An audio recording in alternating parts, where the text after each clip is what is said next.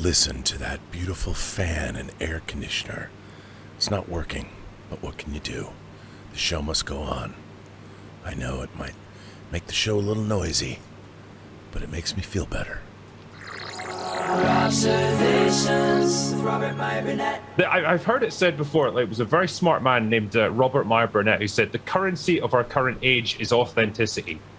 And it's so true.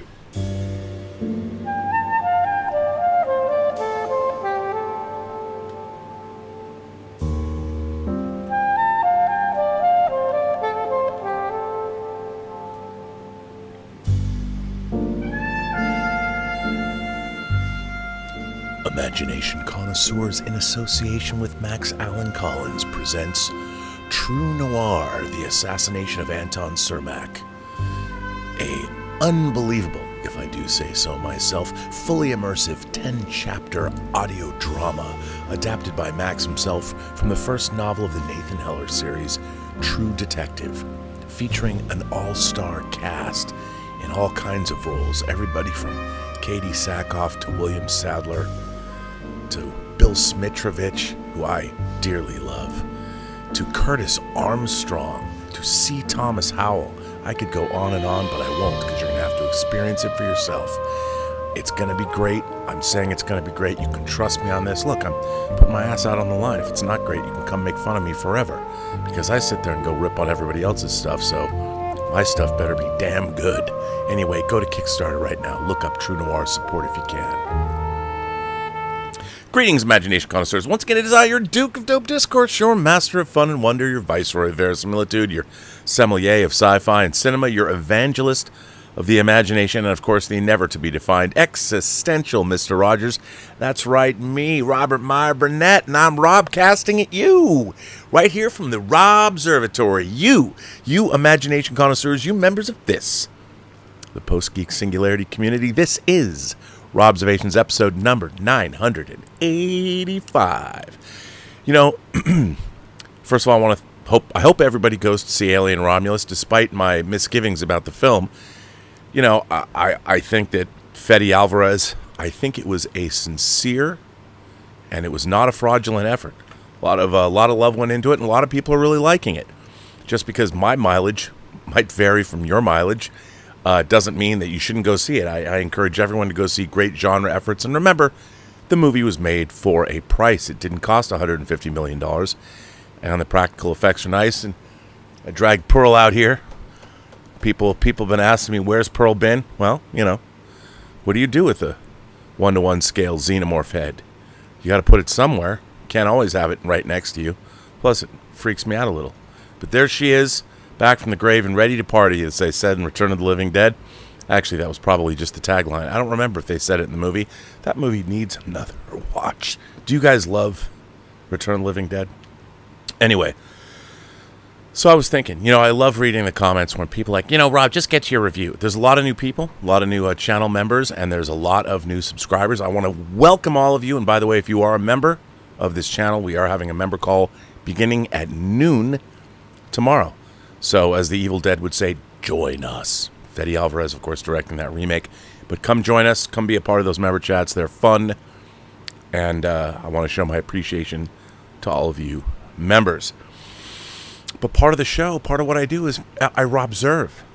I observe and report as things just fly through the transom of my mind. I feel I have to talk about it. And before I get to tonight's topic, which, by the way, is a follow-up to last week's show, because a lot of people have written me about this, and I found, lo and behold, a good article. Some people don't like it when I read articles. Some people just like me to observe and ramble, like I did last night, which I was happy to do.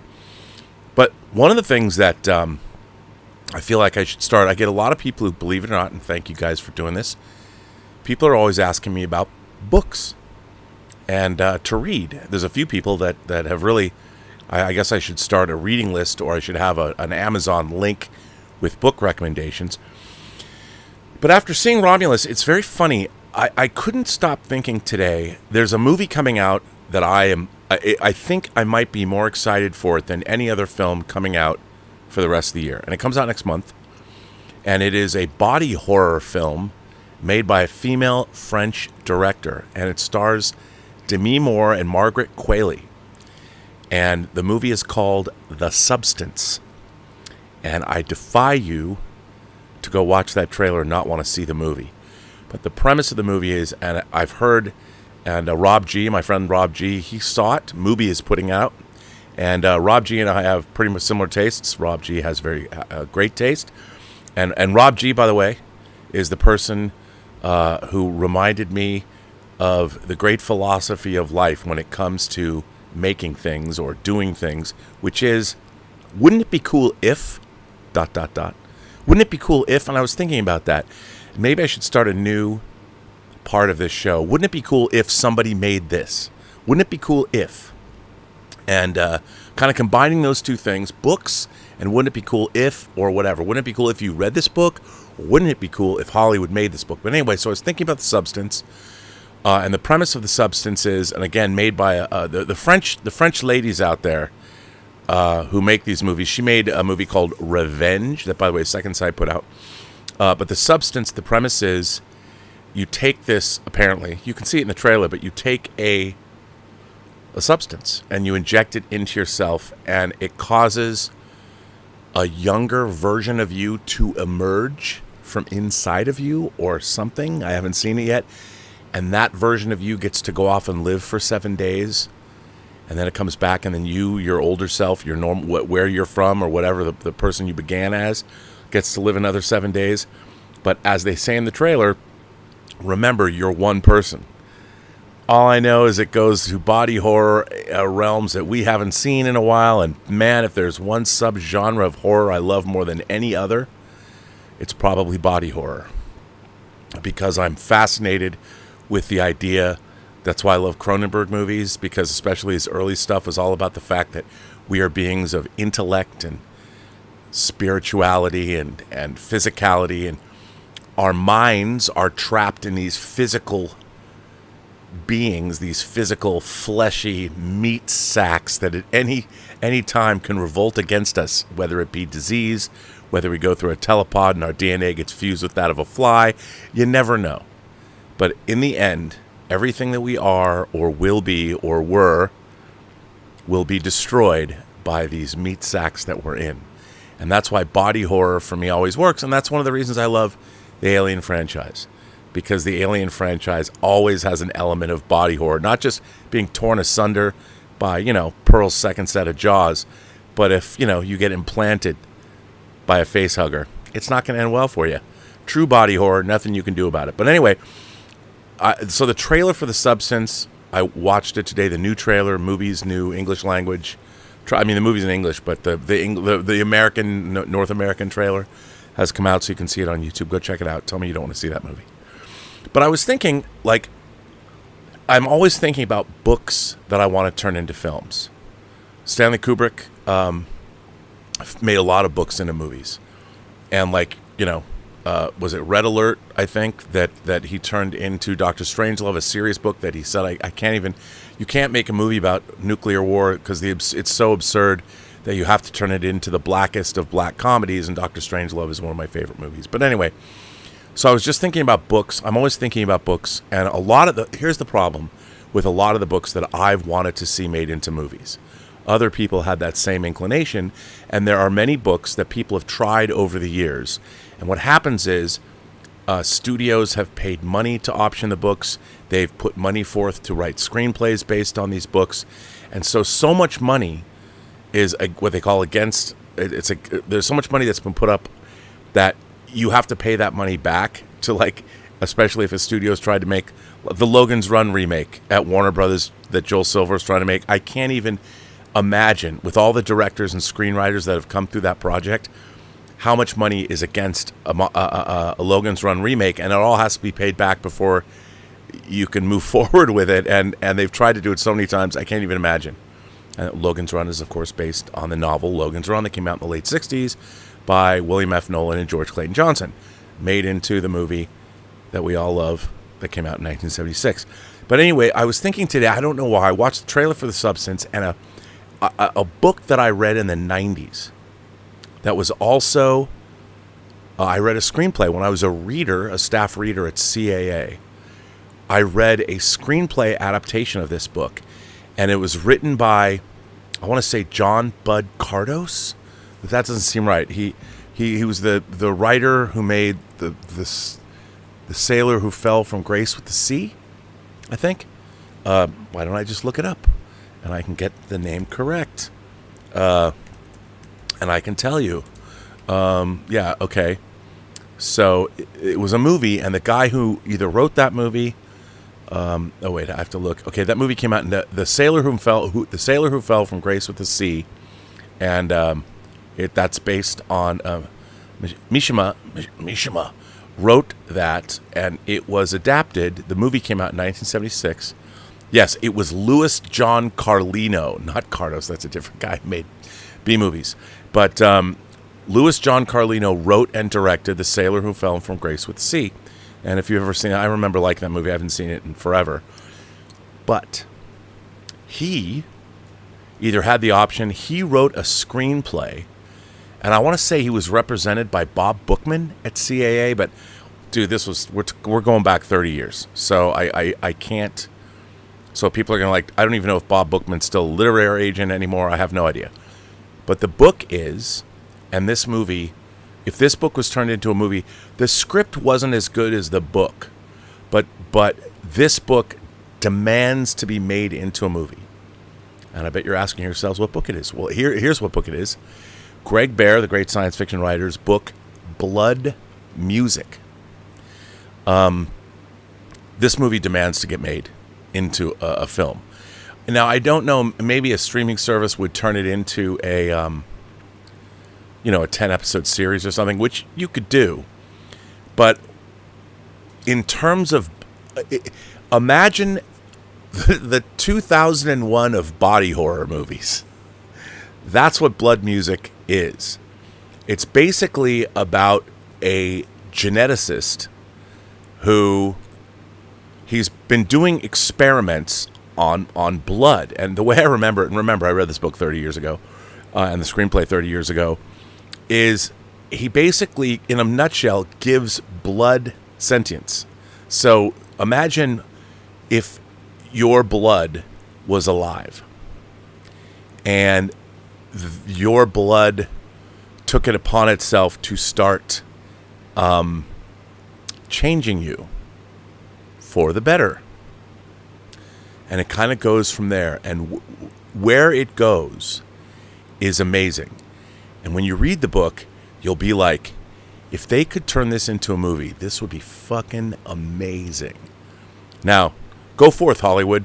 Go look this up. And a lot of people today would be like, oh, you can't make this movie. But the thing is, you could make this movie because it's kind of an intimate story. You could do it for not a lot of money. You'd need a lot of innovative special effects. But I was thinking about this book, and I guess because of some of the revelations in Alien Romulus, there's certain similarities, the kind of Prometheus angle to it, but not really. But Blood Music is just a banger. So, hey, Hollywood, if anybody watches that you're in the industry, go find this book. I don't know how much money's against it. I don't know who has the rights, but it should get made. It could get turned into a great film, and it could be done for not a whole lot of money. And it's something original based on a novel. I don't know. Anyway, Blood Music. Check it out. Go read it. Get back to me. Tell me what you thought. I've already told you enough. I've told you. Your Uncle Bob here has told you all you need to know.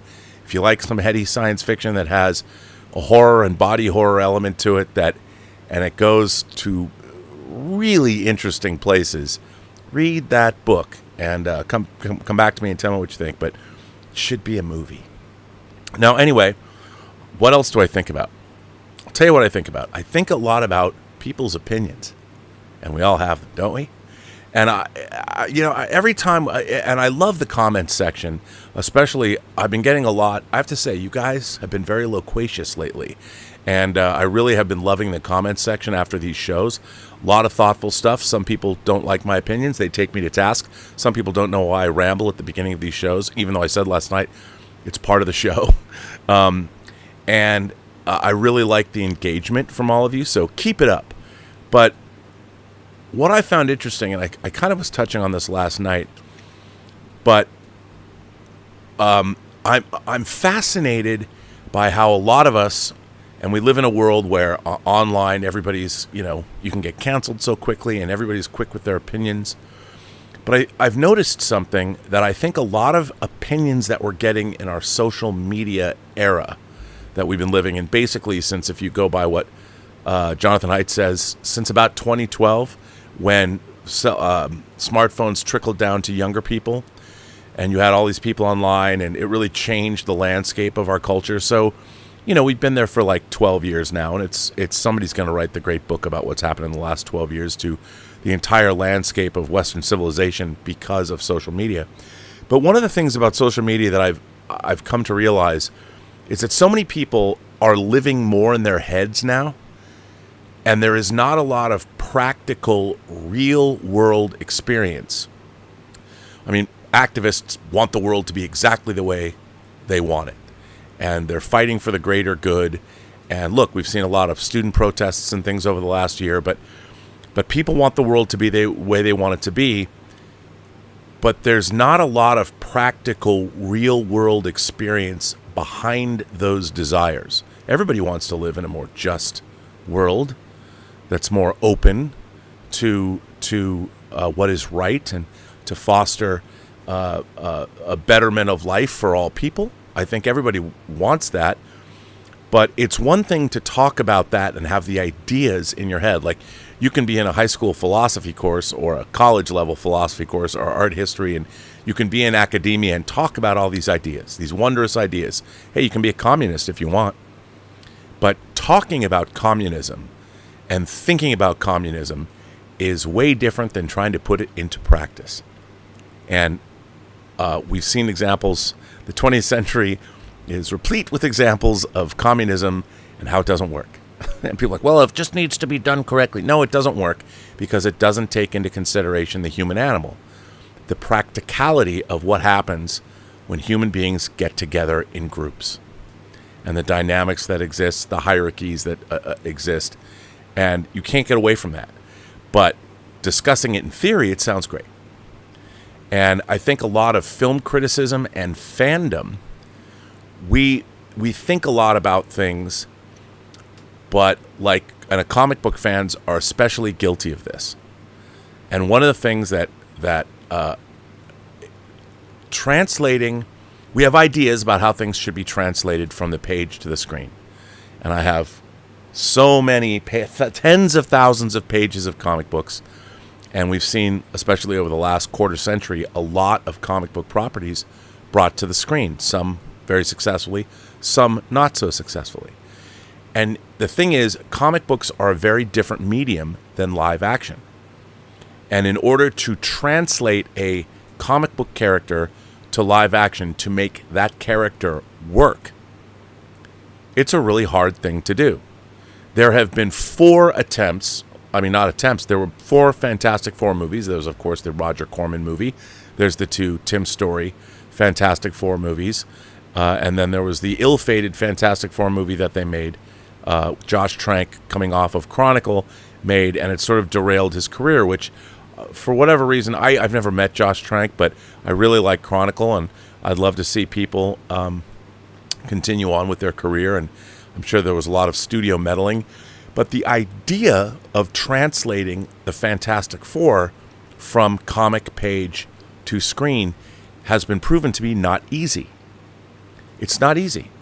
And it's not easy to translate any comic book character to the big screen, because what happens is a lot of the things that we take for granted when you're reading a comic, you can't take for granted when you are now transposing a comic book character into the real world. There are things that you just take it for granted when people are using their powers in a comic book. You go with it because it's a comic book. But when you're setting people in the real world, suddenly you have to deal with the fact that, okay, how would they work with real physics involved, real people involved, real environments, real societies? We live in a society.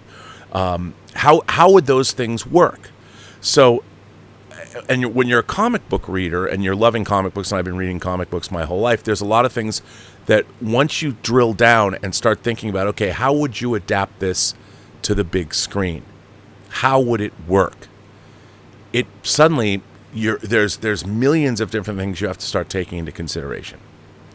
And one of those things that they did beautifully was the beginning of the MCU by giving us Iron Man. Now, one of the great things about the Iron Man 1 film, if you go back and rewatch it, and I've talked a lot about this, I talked about it last week, I really think Iron Man 1, I mean, it's not Lawrence of Arabia, it's not the Shawshank Redemption, but it's the first Iron Man movie. But for what it is and what it does, it has to set up the entire MCU. That one movie had to make you believe. You'll believe an Iron Man could fly. And they did so many things right in the conception of Iron Man. And Kevin Feige, obviously, as I've said many times on the show, he was coming off of 14. He worked in a producerial capacity on 14 films, including the Man-Thing movie everybody forgets about. 14 Marvel movies, and he saw what worked and what didn't work, including the X-Men films, Daredevil, Ghost Rider, Spider-Man, all of those things. What worked and what didn't work. So by the time in 2008, I mean, we're talking from 2000 when X-Men 1 came out, and to a certain extent, you can go back and look at Blade. What is that, 98? And you can see what worked and what didn't work. And so by the time you get to Iron Man 1, I think, is a masterclass in how do you translate a character from one medium to another. And the first thing that movie does so well is Iron Man, you have to love Tony Stark. You got to love him. You got to love him as a human being. You have to believe. Because if you don't believe in Tony Stark, you're certainly not going to believe in Iron Man. And what Iron Man 1 does so well is it introduces you to Tony Stark and it tells the story about Tony Stark. Now, we know Tony Stark is going to become Iron Man, but really, Iron Man 1, the first Iron Man, is all about Tony Stark, the dude, the man, the guy. The jet-setting, intelligent, one of the smartest men in the world, truly, an amazing inventor, a child prodigy, all of these things. He's like the uber, he's the character we'd all like to be. Men and women would love to be like Tony Stark. And you love the guy. And that was a brilliant way to bring us into the Marvel Cinematic Universe through one dude. And it worked really, really well. Now, we all know how that went, and the entire Infinity Saga, or the Stark Saga, if you want to call it that, Tony Stark as a character and the journey that he went on trying to build armor around the world to protect the planet, and what ended up happening to him and those desires, is a wonderful journey. One of the great fantasy journeys for a character to have taken in any cinematic universe, not just the MCU, but any fantasy films that were made in the entire history of Hollywood. It's great. And we love Robert Downey Jr. as Tony Stark. Now, as we've seen, I mean, obviously, the biggest villain, I mean, you can argue there's all kinds of villains in the Marvel Universe. But I think any Marvel fans know that the top dog, the big kahuna, number one, is Doctor Doom. Doctor Doom is the number one villain in the Marvel Cinematic Universe, or the Marvel Universe, the Marvel Comic Universe. He's a badass. He went to college with Reed Richards. They started a rivalry there. Latveria, he's the leader of, and all the things that go along with Doctor Doom. However, unlike Tony Stark, Doctor Doom is much more of a fantasy creation. He's a much more larger than life. He's truly a fantasy villain. Now, he does have he in the real world, sure. He has a backstory that can be mined and turned into something. But to make Doctor Doom a credible villain, first of all, his name, and people are going to come at me, well, Rob, in the language, Doom means this. I get it. But it's still Doctor fucking Doom. I mean, it's look, is Darth Plagueis? I mean, okay, plagues aren't good. But when you listen, like Darth Vader, I understand the word Vader and all that. But when you use a real world word like Plagueis, like plagues are bad, biblical plagues, whatever. Darth Plagueis, well, Doctor Doom is kind of like that. You know, the thing about Iron Man is everyone knows he's Tony Stark. But Doctor Doom's name is Victor Von Doom. So it's hard. It's a very different thing. So we as comic book fans, and I've gotten a lot of this over the last week, a lot of people have written me about the announcement that happened at Comic-Con, that Robert Downey Jr. is coming back to the Marvel Cinematic Universe to play Doctor Doom. And there are a lot of people disappointed. They're like, well, I want the real Doctor Doom. Well, the thing about that is, I totally understand. As a comic book fan, I know exactly where you're coming from. However, within the Marvel Cinematic Universe, within the reality, let's go back to Iron Man 1. Within the reality of that universe, how do you, and I'm not saying you can't do this, you could. You could tell, but first of all, I think you need a movie to the same way that Iron Man 1 started with Tony Stark becoming Iron Man. Doctor Doom's origin story deserves a fucking movie. Now, as everyone else will tell you, well, Rob, you can just tell his backstory in the first 10 minutes of the film. You could, but because he's Doctor Doom, I think that Doctor Doom demands his own film. You got to set him up. Now, I have an article that I would like to read, and it was an article that was in Medium in their fan section. As you know, I love delving in there. I love reading people's opinions. E. Thomas Schock wrote this article. It was published back on August 9th. And I wanted to share this article with you because after I had made the contention that I think that I love road less traveled stories. And I maintain that if you're going to bring Tony Stark back, you're going to bring Robert Downey Jr. back to play a character. If he's going to play Doctor Doom, sure, we can see another actor come back and play, a different role. It's happened in the Marvel Cinematic Universe before. But to play these two, you have the bedrock of the Infinity Saga, the beginning of the MCU. How do you move forward with Robert Downey Jr.? How can an audience, let's forget the fact how good of an actor Robert Downey Jr. is. I don't think from a filmmaking perspective, and I can be wrong. I'm happy to admit when I'm wrong. But in this particular case, I think it's going to be very hard for an audience to let go of the fact that you're looking at Tony Stark as Doctor Doom, unless, as I said before, that it is a road less traveled story. And Tony Stark, we see, because we're dealing with the multiverse now, but unlike a multiverse being like, oh, it doesn't matter anymore, but you can make the way they've played the multiverse out, I don't think has been well thought out.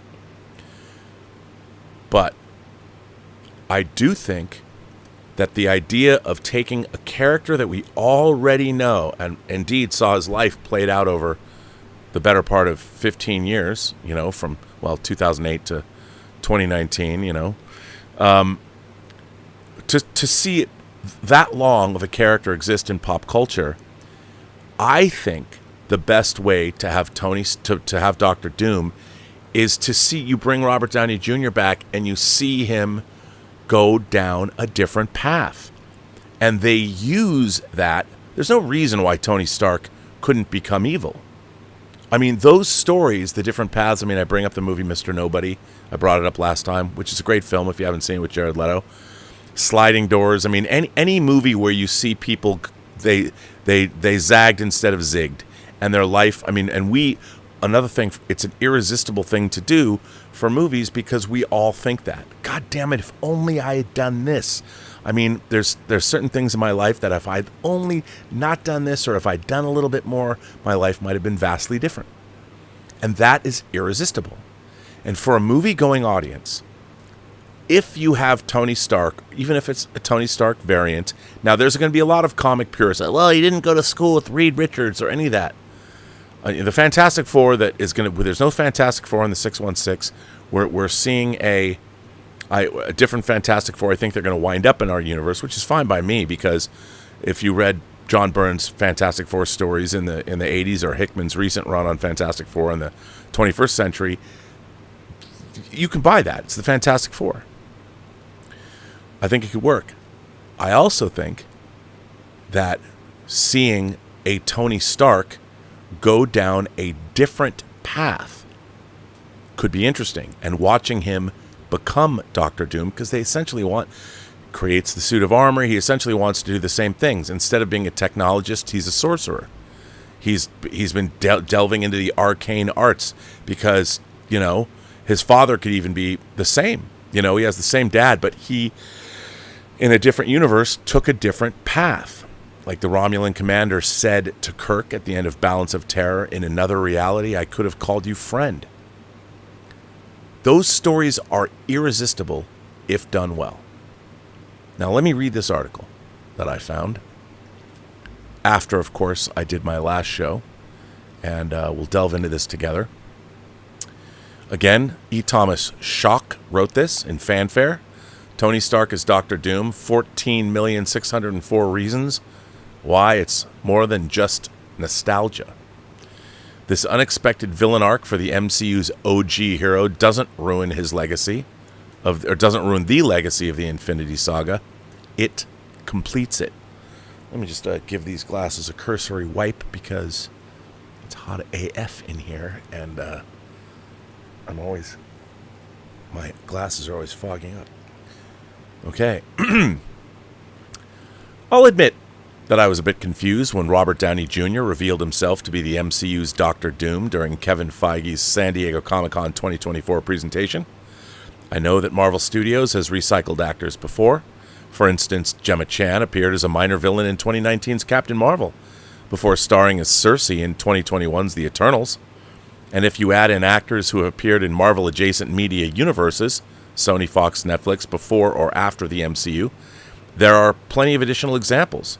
Chris Evans, Chiwetel Ejiofor, Eben Moss-Bacharach, Mahershala Ali, etc., etc. But none of those choices involved actors portraying title characters being recast in other leading roles in the same universe.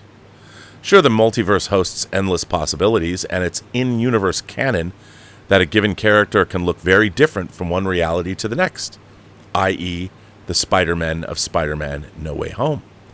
There are rumors that Jake Gyllenhaal was even offered the role of Reed Richards a few years after having played Quentin Beck, Mysterio, in Spider-Man Far From Home.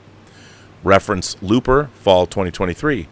While he repeatedly turned the offer down, the idea, however unprecedented, apparently was not inconceivable to Marvel movie executives.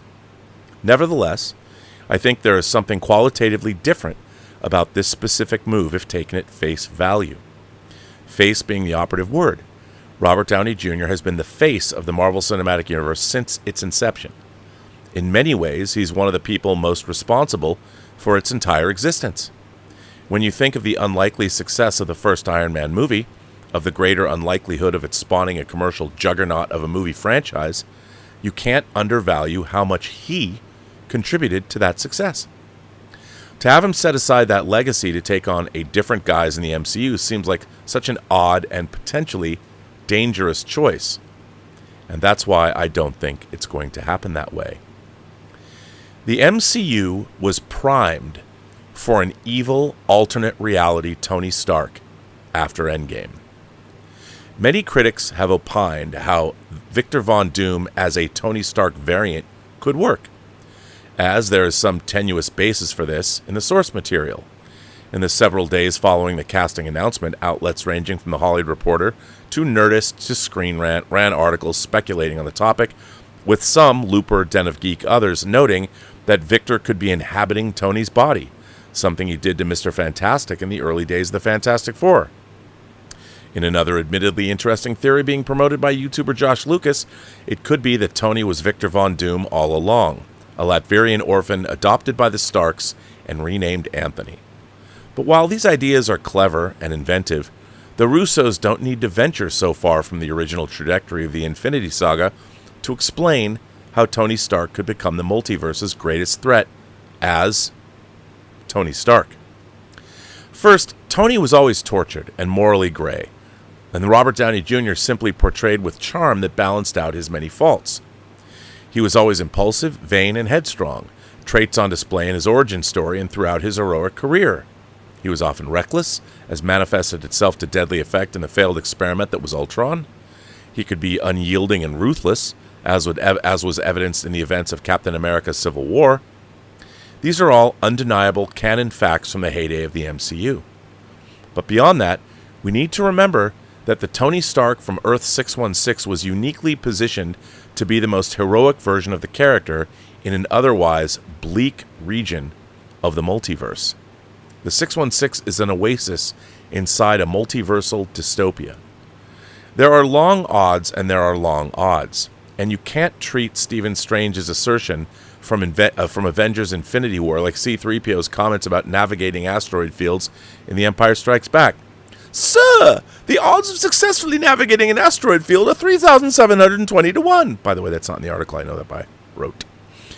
The Sorcerer Supreme's statement that there was just one path to victory in the more than 14 million possible chains of events he had researched with the Time Stone isn't comic relief or filler. It's one of the driving forces behind the events of both Infinity War and Endgame. It cements the necessity of Tony's sacrifice. And when you consider the fact in the context of the multiverse saga, it also provides us some insights regarding many of the realities likely adjacent to the 616. For most other Tony Starks coming from backgrounds similar to the one from Earth 616, the Infinity Saga must have ended quite badly. We can only assume that most of the 14,605 paths Doctor Strange investigated were ones still available to Earth's mightiest heroes at that time. If so, then the conceit of the multiverse means that each of these closely aligned paths was itself a possible branch reality nearby to the 616, where the Infinity Saga ended in disaster. To some extent, then, Thanos' assertion that his victory was inevitable was less a boast than a statistical fact for the vast majority of realities clustered around the so-called sacred timeline. While it's true that the multiverse contains countless realities, they're still bound by probability. So for every universe where Tony sacrifices himself to defeat Thanos, there are almost incalculable number of adjacent realities where this would not be the case, as those other outcomes would continue to be much more probable and therefore more prevalent. Following the Time Variance Authority's change of missions in Loki, such realities would abound, and who knows what dangers they could spawn. The darkest timeline, no, really. It seems particularly cheeky to suggest that the Russo brothers might employ their darkest timeline concept from Community in a major action movie franchise. Nonetheless, one can easily picture them introducing movie audiences to an alternate Tony Stark, whose own bleak branch timeline has fed his numerous inner demons. Don't get me wrong, I'd love to get a proper Doctor Doom, as I've commented elsewhere on this platform. I'd be all in for a depiction of the character that honors the unique flavor, his rivalry with Reed Richards, his Latvian heritage, his rise to power as his homeland's self-styled monarch, and his constant geopolitical machinations, but I think we're well past all that where the multiverse saga is concerned. Such trappings for a 616-based Victor Von Doom could have had their place in projects like Wakanda Forever and Moon Knight. The window has since closed. Whether it could be reopened in a later phase of the MCU following a softer hard reboot in Avengers Secret Wars is very debatable. It's also, surprisingly enough, unnecessary. You see, it's not just really simple to reskin the MCU's Iron Man as Doctor Doom. It's almost hard not to do so. Ironically, Thanos may have made Doom equally inevitable. When you think about it, many of the elements of Doctor Doom's identity are already there in the backstory of 616's own Tony Stark. Need a brilliant narcissist who creates an arrogant armored persona? Check. Need him to create a robot army in his own image? Check. Need him to discover the secrets of time travel and, by extension, multiversal travel? Check. Also sorcery. Given this starting point, you don't have to stray far before the white hat is swapped for black. Tony's face could be disfigured in a losing cause fighting Thanos and the Black Order. When the snap occurs, the circumstances don't play out in a way that leads to the Avengers setting things right, assuming any heroes other than Tony have survived the battle in the first place. The mask no longer comes off, the scarred visage underneath forever hidden. Moral compromises are made in the interest of reestablishing some level of global calm and security. Iron Legionnaires become Doom bots. Someone needs to bring the world back from the brink of doomsday, and as they say, the Doctor is in. If these are the life circumstances of many of the Tony Starks of the 616 adjacent multiverse, the question isn't whether many would go rogue. The real question is whether there would be, by numbers, actually more Doctor Doom variants in that general region of the multiverse than Iron Man variants.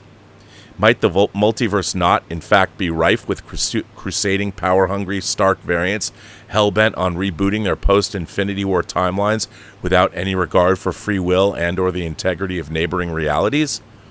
And would these variants not, following the events of Quantum Mania and Loki Season 2, now find their avenues of power unblocked in the absence of countless excised Kang variants? This seems not merely likely, it feels like it would be unavoidable. Kang's loss would most certainly be Doom's gain, the shape of Doom's to come. Much of the success of the MCU under Kevin Feige's leadership has stemmed from its remixing of classic comic stories. Marvel Studios doesn't aspire to draw directly from the source material and deposit it unfiltered onto the big screen.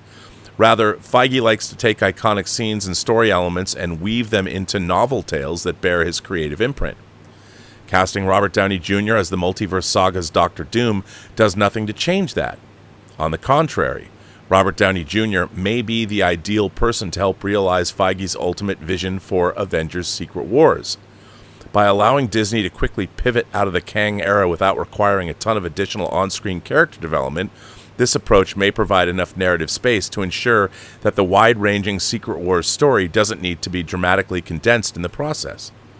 To be sure, Secret Wars doesn't just feature Doctor Doom, it's the ultimate Doctor Doom story, his magnum opus, and I'd hate for us as fans to be cheated out of the associated character moments.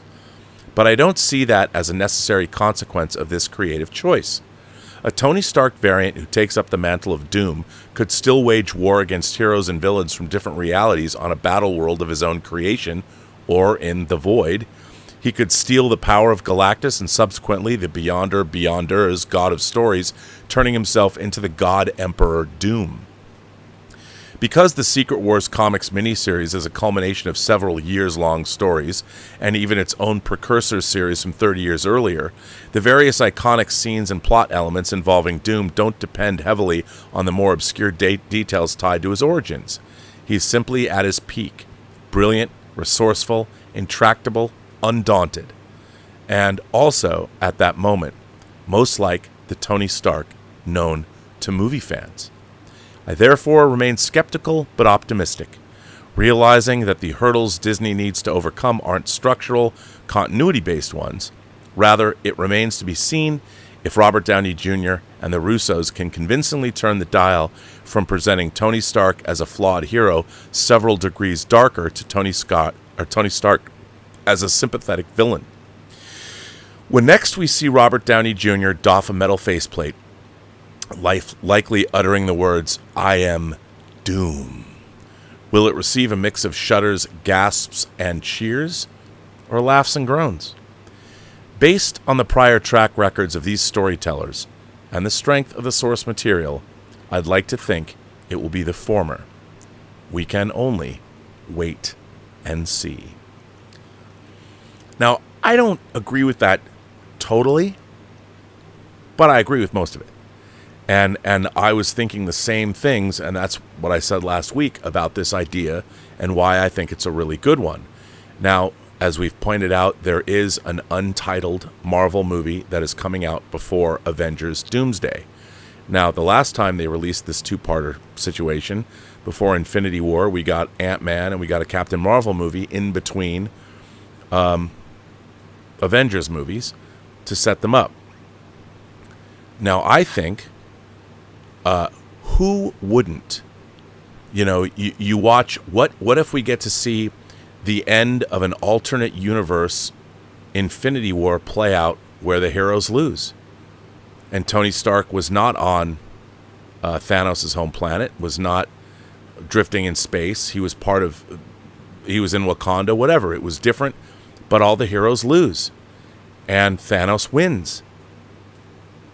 And that 5 years happen, and there are no Avengers to take care of the world. And it's Tony Stark who decides, I am going to take over the world. You know, and because there's no one left to stop him from building his suit of armor, I could see that happening. And what a movie that would make. And immediately there's a shorthand there. A lot of people say, well, Rob, you know, they can just explain it away in the first 20 minutes or 10 minutes of Avengers Doomsday. But would they want to do that? I mean, that could be interesting, but I think it would be far more effective if they showed us the road less traveled.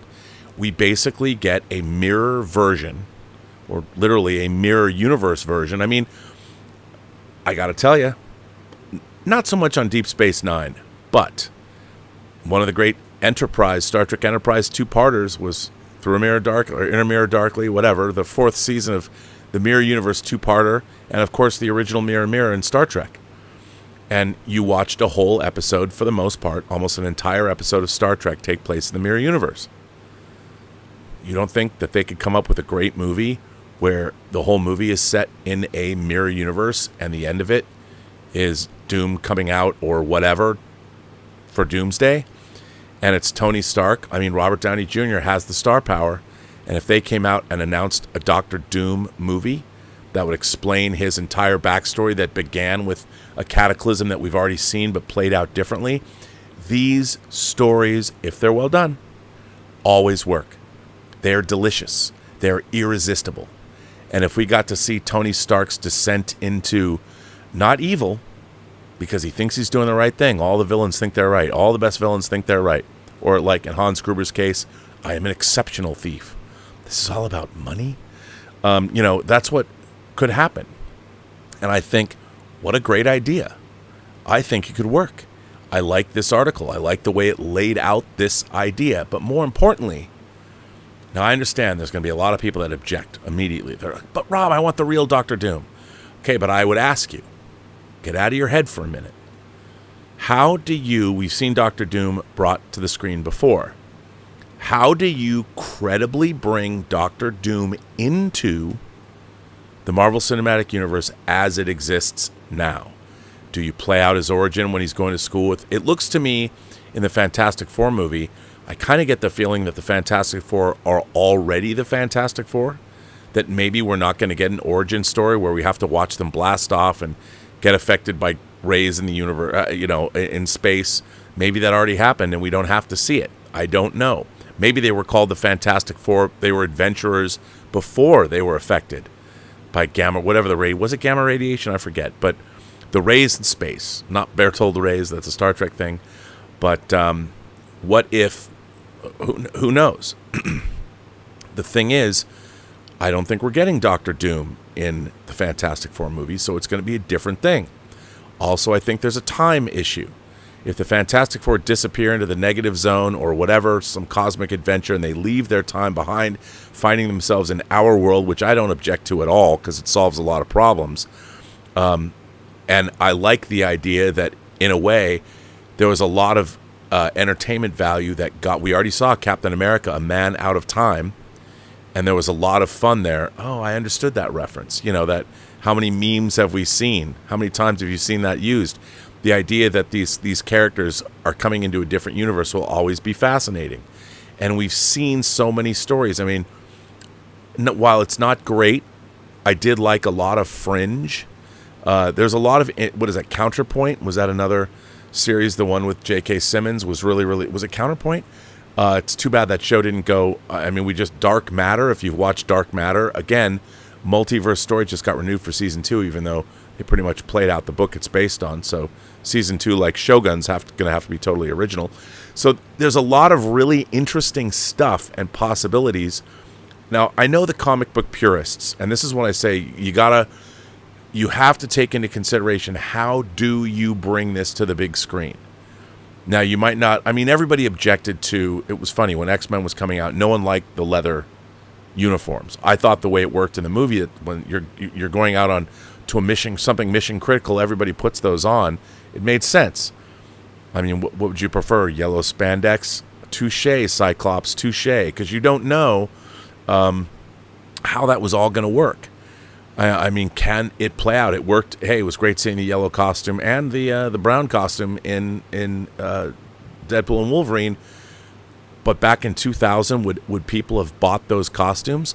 By the time you get to X-Men First Class and X-Men Apocalypse, you get to see what those costumes look like. I mean, you got to see the new X-Men costumes at the end of X-Men Apocalypse, the Grant Morrison run. I like those costumes. I've got those action figures right over there. I enjoy those costumes. But, you know, you have to work up to that. How do you make Doom work? And if Tony Stark is indeed, we're going to watch him take a different path and become Doom, I think that's really interesting. And I think it touches on tried and true storytelling devices that have always been fun to watch when done well. When done well. So I have a lot of faith that this could be something cool. Whether it will be cool, that remains to be seen. But remember, whatever they're going to do, they already know. They've already planned it, and I don't know what they're planning to do. I mean, I really don't. I had heard beforehand from credible sources, and I kind of sat on that information for almost a year, that this was going to happen. But I still don't know how. How do they make it work? I'd like to think it is Tony Stark. I think that's the way to go. I think this article I read lays it out pretty well in how it could be, how it should be, and we shall see. I could be wrong. I mean, there's no...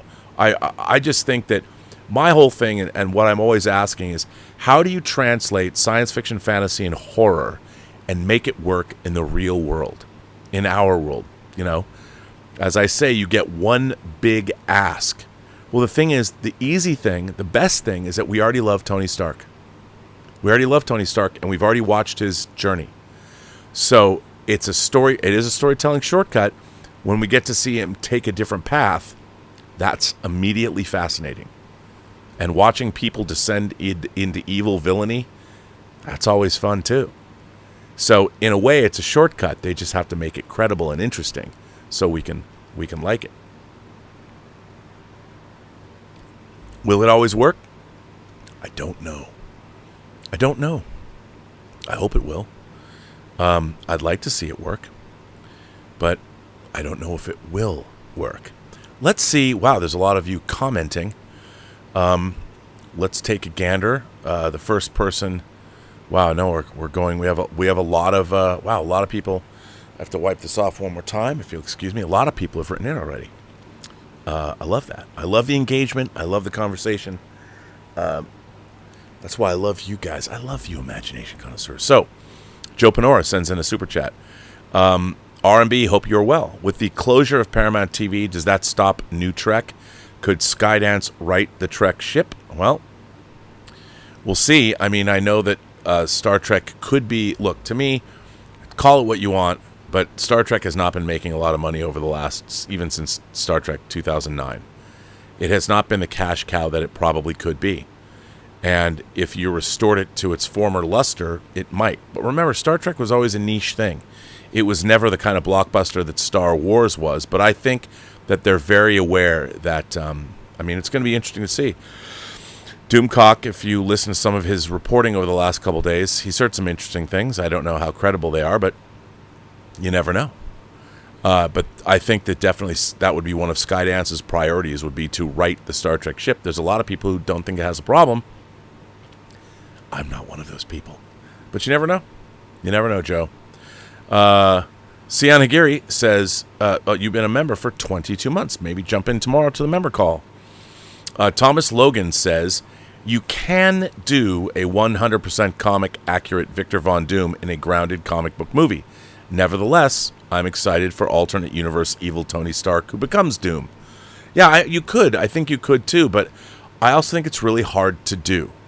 It's not as easy as you might think. But Thomas, I know you've always liked this idea, and I appreciate that.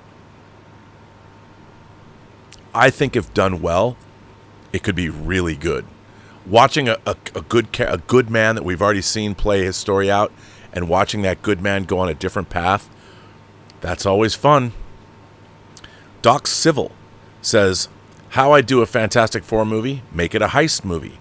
Reed enlists his best friend, his girlfriend, and her kid brother to help him steal his rocket ship back from the corporatists who stole it from him. That could be, but why not pull a heist in like the Negative Zone or something? But I think that that would be good. I love heist movies. You know, Darth Plato says, so you'd be okay if Victor Doom variant was in Iron Man and everyone else calls him Tony Stark, but he's Doom? Like having a Vulcan villain take the same name Spock, but it's not him? No, I think what's going to happen is no one's going to know Dr. Doom is Tony Stark. They're not going to know. I think he's going to completely create a different persona, and it's going to look like Tony Stark died. I think that's what they're going to do. That's how I would play it. So, they don't know. Victor Von Doom is, no one's going to know he's Tony Stark. He's going to create a new persona for himself because he would have to. He has to leave Tony Stark behind because he's world famous. Tony Stark must die, even though he didn't really die. And, that's what, how many stories have told those tales where a villain has created a persona for himself and everyone thinks he dies. It's such a trope of spy films, and it goes back so far, which is why it could work. It's a classic storytelling trope. That's another reason people will buy into it. Tack says, read the original Secret Wars this week and forgot how fun it was. Find it interesting that all of the heroes Doom wanted to discuss sealing the Beyonder's power, it was Stark he felt would have helped him. Rhodey was Iron Man at the time, and it makes you think, oh yeah, I think all of this has exactly that. Owen Reese sends in a super chat. But Tack, I think you're exactly right. I mean, you read that stuff, it's all there. It's not a big leap. It's not a big leap. And already we have to then go, as this article pointed out, they're always adapting stories. They're not exact adaptations. They change things and make them work for the MCU. I mean, from its beginning, the MCU is its different thing. It's in the Age of Ultron story did not resemble the Age of Ultron story in the comics, and also in the George Perez, Kurt Busiek run of Avengers with the whole Ultron, we would have words with thee when Ultron is like killing millions of people. It's different from that too, but there are elements of all those stories put into a frothy mix. Michael Piatowski says, Rob, with the Crow remake coming out, how much do you think it will make opening week?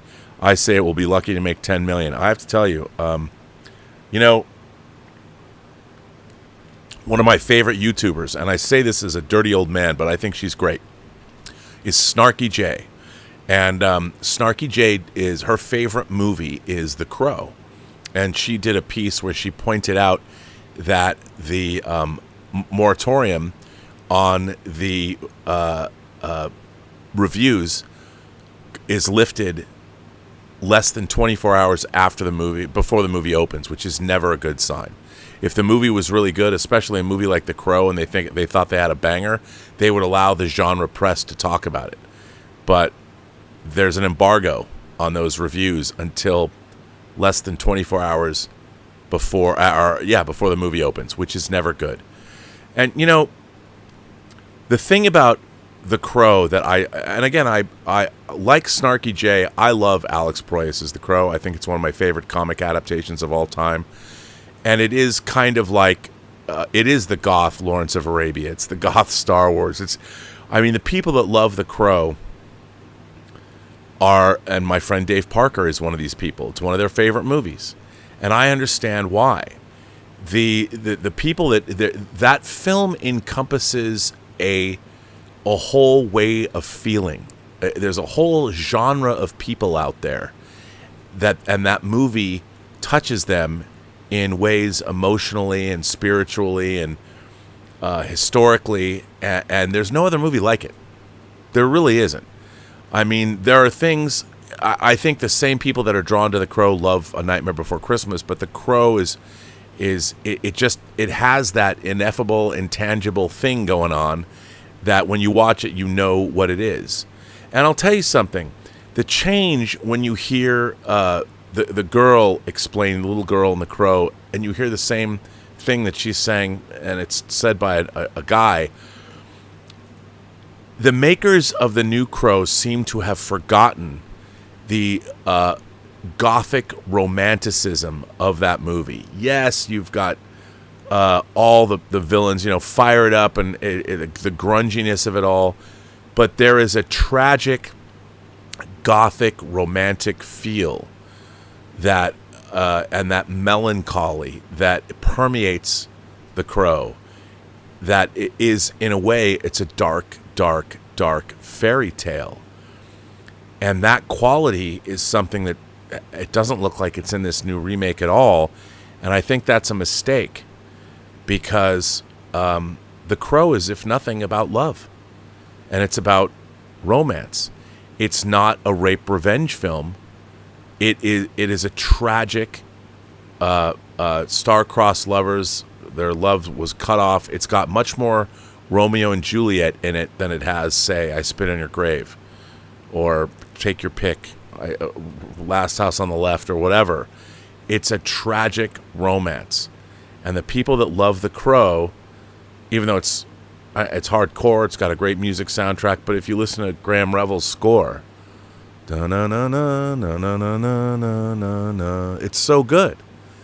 And there's more to it than that. And I'll tell you something. Because The Crow has 2 soundtrack albums. You've got the music, you've got the source cues, all the bands, which is one of the great 90s soundtracks ever. But then the score to The Crow. The score to The Crow, if you want to understand the appeal of that film, you can understand it by listening to that score. That music goes a long way toward explaining why The Crow has this enduring appeal. The visuals are incredible. I love everything about The Crow. I love Brandon Lee. The William Makepeace Thackeray, Mothers on the Name of God on the Lips of All Children, all that stuff. It's so good. It's so good. I love it. And is it going to make 10 million? I don't know. It seems blasphemous. Look, the Crow sequels, I as much as I wanted to like City of Angels, man, The Crow City of Angels was one of the most excruciating movies I've ever sat through in a movie theater. The Crow should never have been touched. The Crow should have been sacrosanct. And I know everybody's trying to, but we're getting it. Is it going to make 10 million? I don't know. Hope that it's good. I always want movies to be good. Don't want to not like them. It is hard to get them made. I understand if they're going to make it anyway and it's a job, you take the job. You try and make it your own. You try and make it the best way you can. But The Crow is a movie that you're not going to ever duplicate. You're just not. There's something about it, and whether people think it's dated now, but Snarky J doesn't. And I don't know how old she is, but she's a lot younger than me, which is too bad.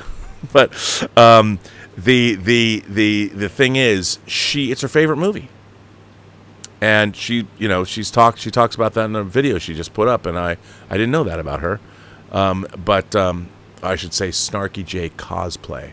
But it's interesting, and the people that love The Crow, and it's not just my generation from 30 years ago, because the movie's 30 years old now. It's younger people that discover it too. The people that have a certain worldview, I tend to get along with those people.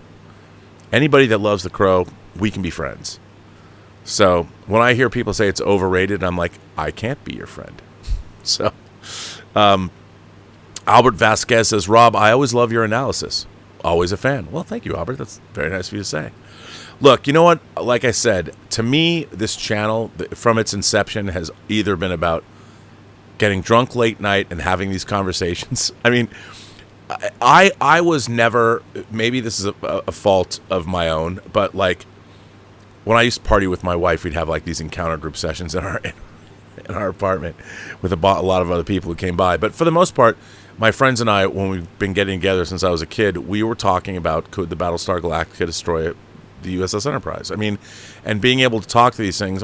Look, with all the other shit going on in the world, I can't help it that I've been inundated with wanting to tell stories and imagination, and we've had so much of it. And I would never have thought that where I was as a 12-year-old when Star Trek The Motion Picture was coming out, and I went and saw it by myself because it was like the second coming of maybe not the Messiah or the Messiah of evil, but it was really important to me. And I didn't have anybody to go with. So to now live in this world where I can have these conversations years and years later, decades later, is great. But I just try. I mean, I love this stuff so much, and that's what I think that this channel is fun to talk about this stuff. Nick Markins, man, $50 soup, Nick. That is very, very kind of you, sir. A $50 super chat. That's amazing. Rob, can you talk about and give your opinion on Disney's interpretation of Predator and Alien?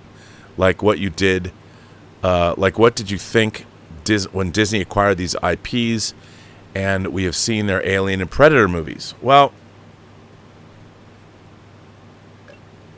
that's a very good question.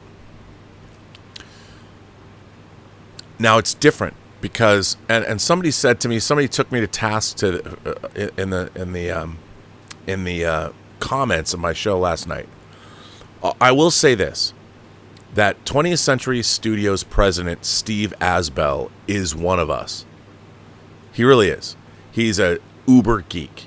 He began as an intern at Fox. He's worked there for 25 years. He worked his way up, and now he's president of the studio. Of course, they foolishly put somebody else coming over from Searchlight to be co-president or whatever. But Steve Asbell, who I also like to call the quiet king of franchises, has been responsible for Prey, for Hellraiser, for Alien, The First Omen, Kingdom of the Planet of the Apes, Romulus. Now he's doing a reboot of Enemy Mine. Now I think rather than be gone, they retained him, and very smartly, they retained him at Disney retained him to be president of Fox. And now, unfortunately, would I like to see Steve Asbell sort of take the chains off of him so he can go make whatever he wants? Yes. But in our risk-averse world, I think that Steve Asbell has been shepherding into existence a lot of very worthy properties. Unfortunately, there's only so much you can do because ultimately it's Disney. I was surprised how far the Hellraiser movie went, actually. I didn't love it, but I didn't hate it. And it's not like the Hellraiser movies after Hellraiser 2, Hellbound Hellraiser 2. It's not like that franchise is beyond reproach. But I do think that there is a level of... Look, if you go back and watch Planet of the Apes, the first 5 Planet of the Apes movies, Battle for the Planet of the Apes, the 5th one, might seem a little kid-friendly. But go watch the R-rated version of Conquest of the Planet of the Apes. I mean, that movie's hardcore.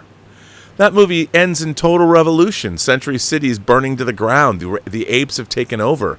Humanity is subjugated under their jackbooted... I mean, they're abused. They're slaves. I mean, Eric Green wrote a great book on the Planet of the Apes franchise, which is definitely worth reading even today, about apes rising up, and you can look at it about race relations and slavery and all kinds of things. And the three... look, I loved Rise, Dawn, and War. Could War have been better? Maybe. But those are very respectable movies. Kingdom of the Planet of the Apes, I thought, like all of these movies, played it safe. A little safe. I liked The First Omen. I know it didn't do well, but I liked it. I thought it was very respectable. And Fede Alvarez, even though I was angry last night, and maybe I hadn't been drinking, but I was angry after I saw the movie, and I kind of went off. A lot of people like Alien Romulus. To me, it's kind of a missed opportunity. And I think I laid it out. I won't be mad. I won't be as mad as I was, but I think ultimately these sequels are corporate product. And they are safe. I like Prey a lot. And I like these movies. I mean, I didn't like Alien Romulus as much as I wanted to. I found it to be a crushing disappointment. But a lot of people are liking it. Like I was on Echo Base Network today with Nick and Culture Casino and Mr. H, and you know, Mr. H has a great love for both the Hellraiser and Alien franchises, and he really liked it. A lot of people really liked it. Campia really liked it. I did not. because I think what these movies are missing is real teeth. The Planet of the Apes movies, Omen, Predator, Alien, they have been sort of defanged because the studio that's putting them out. But I can't believe that Hellraiser movie was on Hulu. I mean, the Hellraiser franchise, if you look into what that movies, or what those movies, Hellraiser 1 and Hellbound Hellraiser 2 are pretty fucked up. I mean, the things they have to say about human nature, man, those movies are not politically correct at all. And look, do I love them? No, but here, on the other hand, the fact that these movies are getting made now, I would much rather see these movies are all of these franchises belong to other people. They belong to different times. The fact that these studios are still making these films, and I know people grew up with them. I mean, Christ, Apartment 7A, The Rosemary's Baby, a Rosemary's Baby prequel starring Julia Garner. I love her. I love fucking Ozark. She was amazing in Ozark, and she's going to play the girl that jumped out the window. They're making a Rosemary's Baby sequel. Let me ask you, all of you watching this right now, Rosemary's Baby is one of my favorite movies of all time. Have you seen it? I know some of you probably have, but how many of you have seen it? How many of you and if you have seen it, how many of you are familiar with the movie? How many people know of what Luther is? Oh, he was in Luther. Nobody Loves an Albatross. I mean, do you know what that is? I've been there. Do you know who Ruth Gordon was? I mean, it's so weird to me that I mean, I'll watch that movie, but the fact that the studios went from in the 80s making, in the late 70s and the 80s, making all of our favorite franchises in the first place to being where we are now is so weird to me. I mean, people are expected Ghostbusters Afterlife and Frozen Empire 40 years after the original Ghostbusters. It's like, come on, man. Those properties, by their very conception, belong to different generations, and we're still keeping them alive because the people in Hollywood can't do their fucking jobs. They're so risk-averse. Well, we have to go dredge up these old IPs. I'll tell you what, Hollywood, somebody do me a favor. Go figure out a way. I don't know how much money there is against this. Go make this book. Somebody go make this book. And if it's done right, and you have a great filmmaker, like, you know who would do a great job with blood music? Christopher Nolan. If he wants to make a science fiction, he might not dig the material, but I think he might. Somebody send Christopher Nolan blood music. They did a great job with The Prestige. Maybe he only wants to make original stuff. I get it. But, I mean, if somebody... Go make new movies. I mean, movies are dying on the vine because these franchises do not belong to the new generations.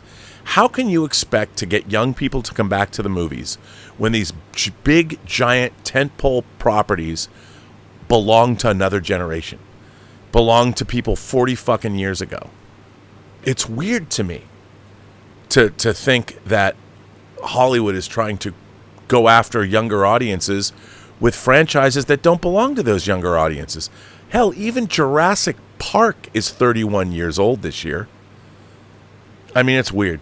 It's weird. So what do I think? What was your original question, Nick? And now we've seen their Alien and Predator movies are as good as they can be, probably coming from Disney. That's kind of what if that makes any sense. I mean, God, man, I think about if somebody gave me, I guarantee you, I mean, no one's ever going to do this because how would they know? But if someone said to me, okay, Rob, we're going to give you $1 billion to make 10 movies. You get to make 10 movies. Or, first of all, I would say, no, for your $1 billion, I'm going to make 20 $50 million movies. That's what I'm going to do. I would do that. And you know what? One of those movies I would make would be Blood Music, and I would make it for $50 million. But they'd have to acquire the rights. Part of my budget can't be the rights to acquiring that because I don't know how much money's against it. There's probably $10 million against it already, which makes it people would balk at that. Part of the problem for some I'll tell you one of the things I do not know why it hasn't been made. Hello, Donna Tartt's The Secret History, one of my favorite books. Hollywood, I read once Gwyneth Paltrow owned it. Why isn't David Fincher directing a Steve Zalian penned, or better yet, Scott fucking Frank, buddy? Scott Frank, after fucking Queen's Gambit and shit, adapting Walter Tevis. Scott Frank, come on, buddy. Go and get, or was it Steve Zalian who did Ripley? Was it Zalian? I mean, Scott Frank, yo, go get. Oh, it's over. It's right there. Donna Tartt's A Secret History. I got like 3 first editions of it. Please, it's not a science fiction novel. And if you want to read a great book, read Blood Music, but also read Donna Tartt's The Secret History. Read that book. Where is that movie? Don't know, but I would make it. I would make it. I don't know where I'm at now. We need new original visions. We need new IP. But are there even any filmmakers? Where is the James Camerons of today? I mean, I like people, I like a lot of the filmmakers that are working today, but where is the visionary genre filmmakers? Whether it's James Cameron, whether it's John Carpenter, where are they? I don't know. We need them. Owen Reese sends in a super chat and says, "Hey Rob, big fan from Miami. What is the best Marvel Silver Age comics run in your opinion?" Oh my God, that's a tough one. Silver Age.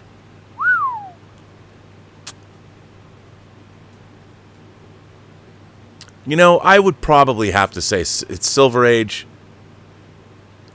I really do like the classic Fantastic Four. The introduction of Galactus and Silver Surfer.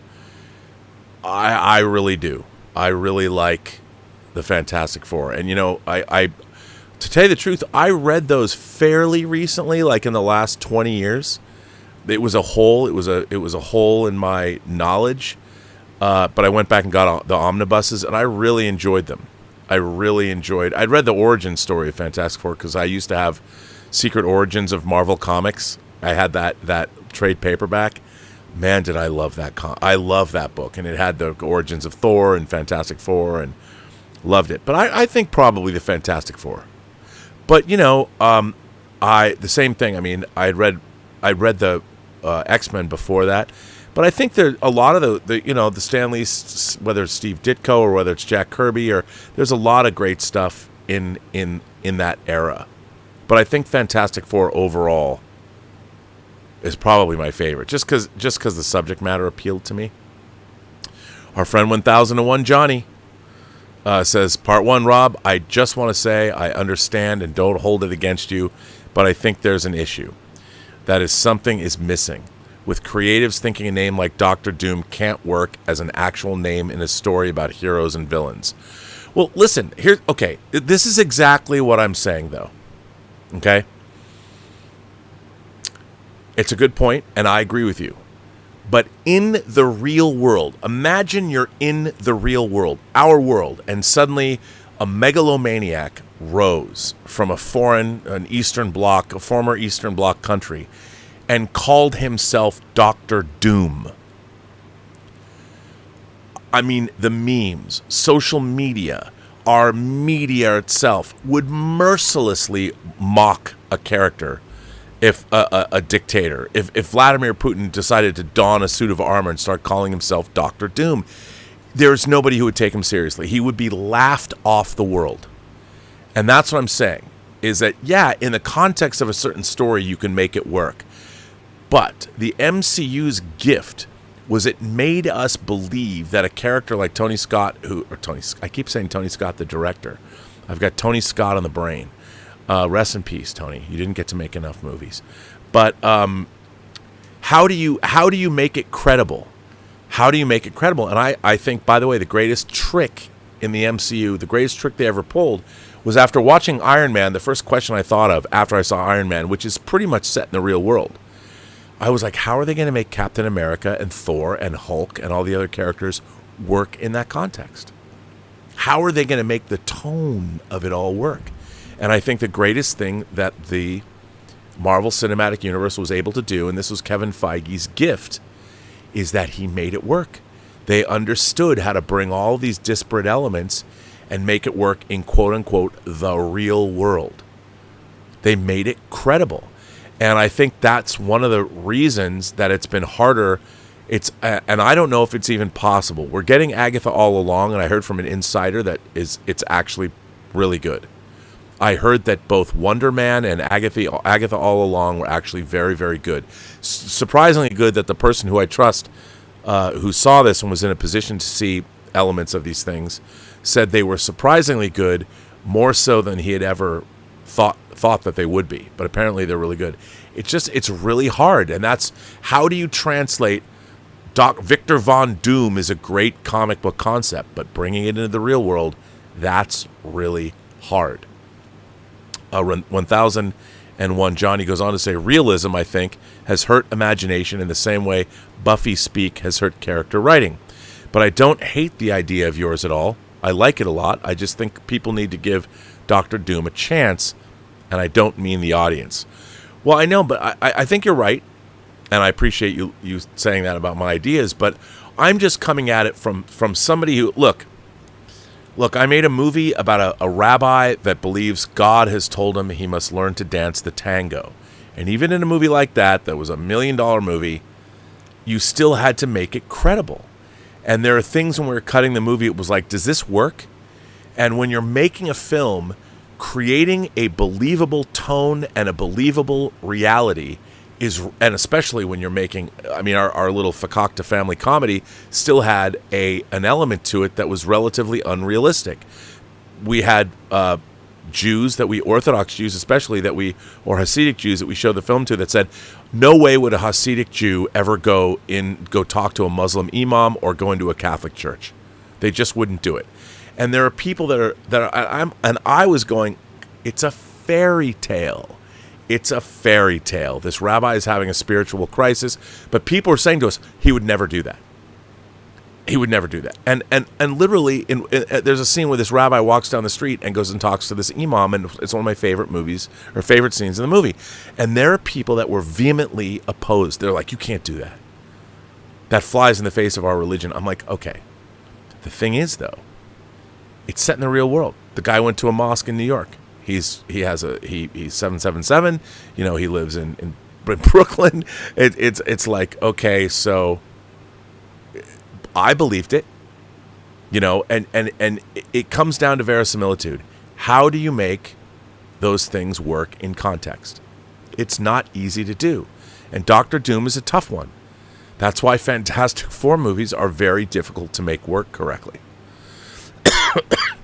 Major Chai Chai has gifted 5 Burnettwork memberships. Thank you for that. And if you got one, try and come to our member call tomorrow at noon. There's the link on the community tab here on the channel. Coach sipping Jamba Juice out of a straw says, I noticed for the second day in a row at my gym that OG Star Trek was playing on the H&I network. I noticed another sexy woman in an episode again. They had so many beautiful women on that show. Coach sipping Jamba Juice out of a straw. My vision of feminine beauty was completely shaped by Star Trek. There were many beautiful women on that show, and they had hips and breasts. They were very feminine looking, robust, maybe even a little Zoftic. I love that. I love European women of the 60s. That is my jam. And yes, they had so many women like Barbara Boucher. No, there were so many great-looking women on the original Star Trek, and even as a 5-year-old, I was looking at those shows and I'm thinking, I want that. Darth Plato says, breaking news, Hugh Jackman cast as a Wolverine variant taking the mantle of Green Goblin. It's inevitable and brilliant. Okay, no. No, the story is not that. It's not any character. It's the fact that Tony Stark and Doctor Doom are so close that the road less traveled, that's the story. The story is not that Tony Stark becomes Doctor Doom. The story is about Tony Stark, because of his traits, went down a different path that led him to become Doctor Doom. Any other character, just mixing and matching characters doesn't work. It only works when Doctor Doom, when Tony Stark, who went this way, ends up going this way. we're all one bad day away, aren't we? I mean, isn't that? I mean, that's DC, but hey, actually, they did it with Spider-Man too. One bad day can change your entire being. That's why it works. You can't have you can't just take one character and have him become another character. But Tony Stark is in that unique position. Only Tony Stark can have that happen to him. That's why I like it. That's why I think it works. Lavery Adams says, why do you think, Rob, they've been able to nail Doom but not Kang? And I'm talking about the comics. Again, because I think Kang's all over the place. They keep adding to Kang. I mean, whether he's Ramatep or whether, he's all the different characters. And then they have the Council of Kangs. Kang is a really interesting villain. But then they exploded him out. And there's not enough focus there. Kang can be anything to all people or all stories. And by the way, the Kang Dynasty story, which I just had, it was right over there. I reread it recently. It's really fun. But you've got everybody in the Marvel Universe in it. The X-Men play a big part. And that was a story. It didn't work. The multiverse didn't work. It seemed ill-conceived, and which was surprising to me because the multiverse saga really needed to be planned. And it wasn't. It was all over the place. And the whole thing about Kang was, like the comics, Kang is all over the place too. And that's why I don't think it worked. I think that you needed focus. I mean, the thing about Doom is you understand Doom as a character. You know where he's coming from. He's a classic villain all the way back to the ancient Greeks. They would have got Dr. Doom. They would have understood him. Whereas Kang, how do you distill Kang in the comics down into one thing? Kang's, he knew Apocalypse and ancient Egypt. It's too even. Look, I've said this before. I think the biggest mistake the MCU ever did was introduce the TVA. I think the TVA broke the MCU. It went too far. You can play your fantasy, and that's one of the reasons why the supernatural, it vaguely works. I am sure they've had a terrible time with the Blade movie because they can't figure out how do you bring vampires incredibly into the MCU. The Time Variance Authority broke the Marvel Universe. Broke it utterly. It went too far. In the reality, how I was always wondering, how are they going to make me believe that Hulk and Thor and Captain America are going to be able to exist in the same universe as Iron Man, as Tony Stark and Iron Man 1? Well, they did. You know what they didn't do? They did not make the TVA does not work. There's going to be people that are going to say, oh, I like it. It's fun, blah, blah, blah. It's from a whole fucking different universe, literally. A whole different series of movies. They should never have introduced the Time Variance Authority. It's too wacky. It's too out there. It's too fantasy. And people are going to say, they're going to throw at me, well, Rob, it's like when you're complaining about Star Wars and it's a movie about space wizards. You don't understand how fantasy works.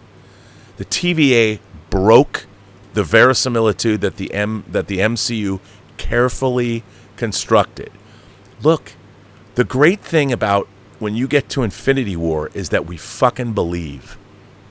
You watch the opening scene with Thanos defeating the Hulk and snapping Loki's neck and defeating Thor. You go from there to the opening scene in New York where Doctor Strange meets Iron Man for the first time and you see the battle with Ebony Maw and friends. I mean, all that, the fact that movie works so well, that is a testament to how the Marvel Cinematic Universe kept it together. I think that's the 19th movie in the Infinity Saga.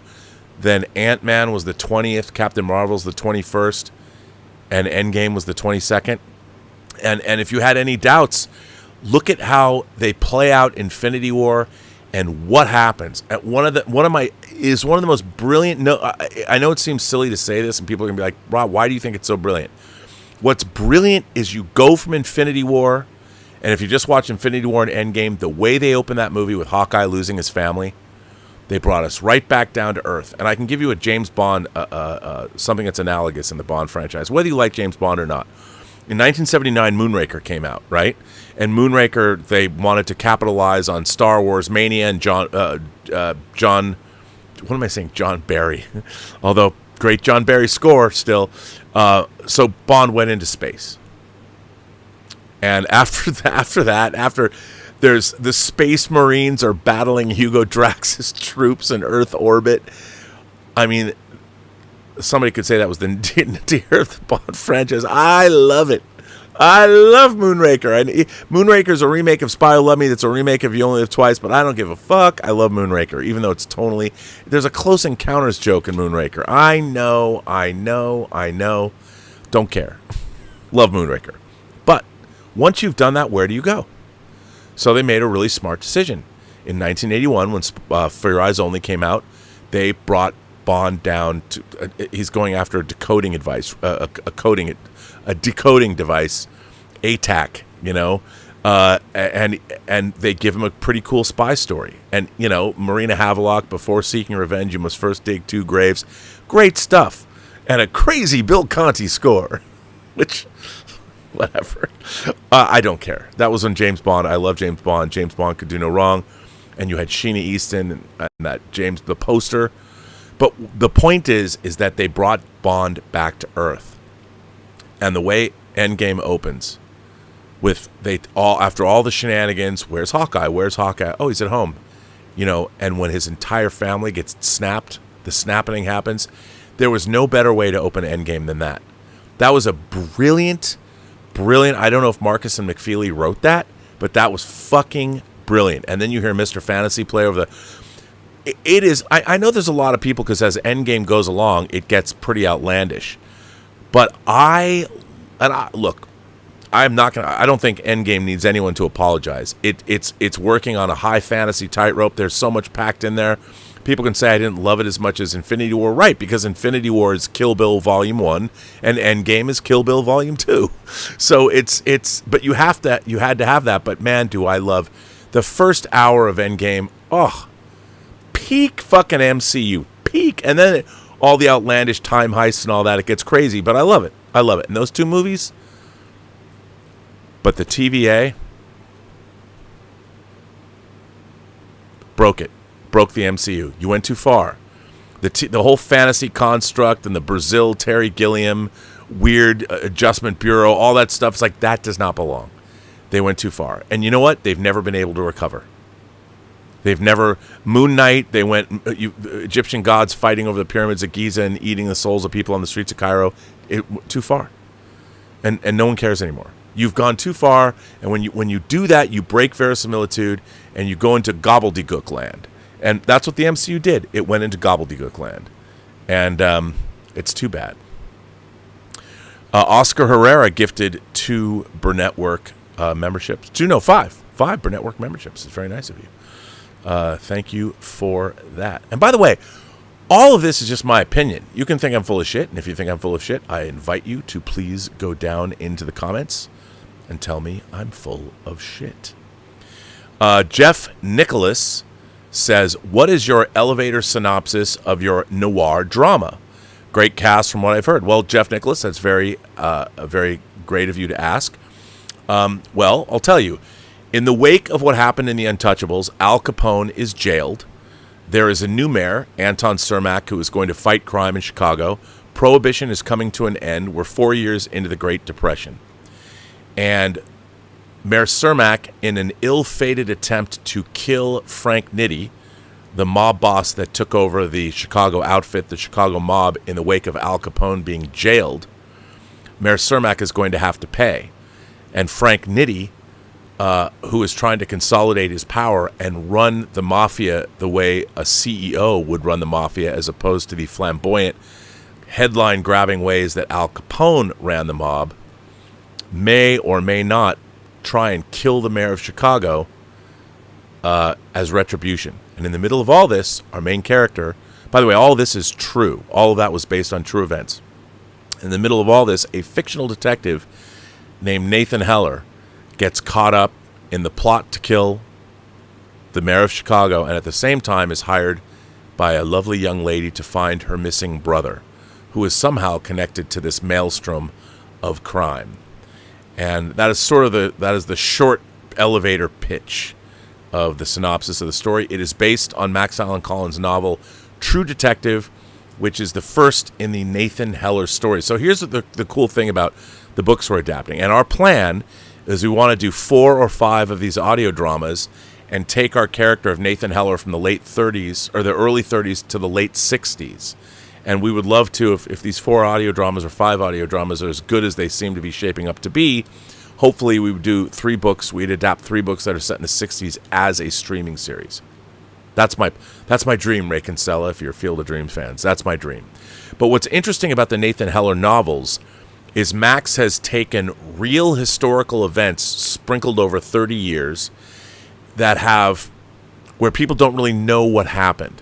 Marilyn Monroe's murder, for example. Was it a murder or suicide? And our fictional detective gets involved in mysteries that are surrounding real historical events. And that's the kicker.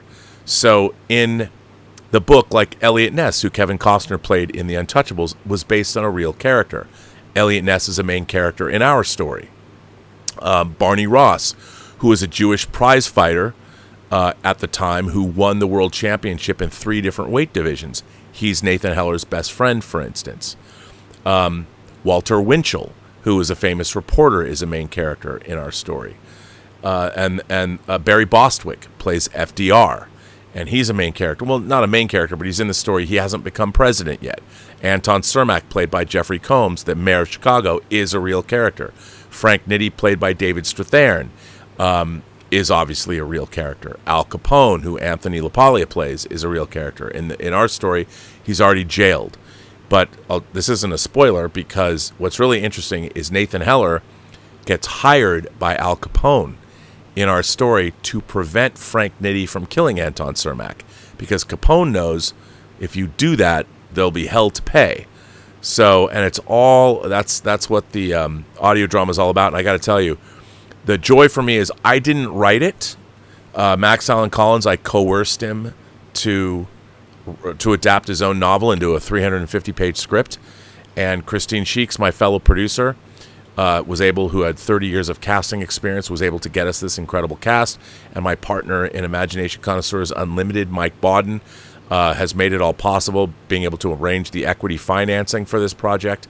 And I've been directing it, and I'm editing all of the dialogue, all the parts. And then Mike McDonald, who is over at Private Island Audio, is doing all the amazing mixing. And so my approach is, unlike a book on tape or audio dramas, I'm approaching this as if we're making a movie. The writing is like a movie. The sound design is like a movie. You just can't see it. So my hope is when we finish this, when you listen to it, whether you're going to listen to it in headphones or in a home theater system, hopefully in Dolby Atmos, I'm still looking for a way to make that happen. It's mixed in 5.1 and 2-channel stereo, but you'll think it's a movie. The performances are as good as any Coen Brothers movie or Paul Thomas Anderson film. That's what we were going for. And it's cast that way. And for me, I got to tell you, I've been really creatively, I've been able to really control all the creative here to be able to work with the collaborators I want to work with. So if it fails and you don't like it, I'm fucked. I'm the only one to blame, because I've been given a lot of creative leeway. My partner, Mike Bodden, more than anybody, has given me all the faith in the world. So I hope you guys like it, because for all the shit I talk on this show about other people's work, True Noir, the assassination of Anton Cermak, should be, if it's not great, and it can't be just good, people can't go, it's good, I failed. So you'll know when the first episode comes out. Each episode's about 35 minutes, so there's 10 35-minute episodes, basically, but it has an original score. It's really, really cool. So, hopefully, and if you want to subscribe, you can go to our Kickstarter, go to True Noir or truenoir.co, and you can support this project. You can pre-order it if you want, in whatever form. There's going to be a Blu-ray. There's going to be a CD of the soundtrack. It's going to be great. Roger Paulson gifted 5 Burnettwork memberships. So let me just make sure. David Jaffe. Ooh, this is an interesting question. David Jaffe says, you think original ideas are there for Gen Z in TikTok, podcast, YouTube?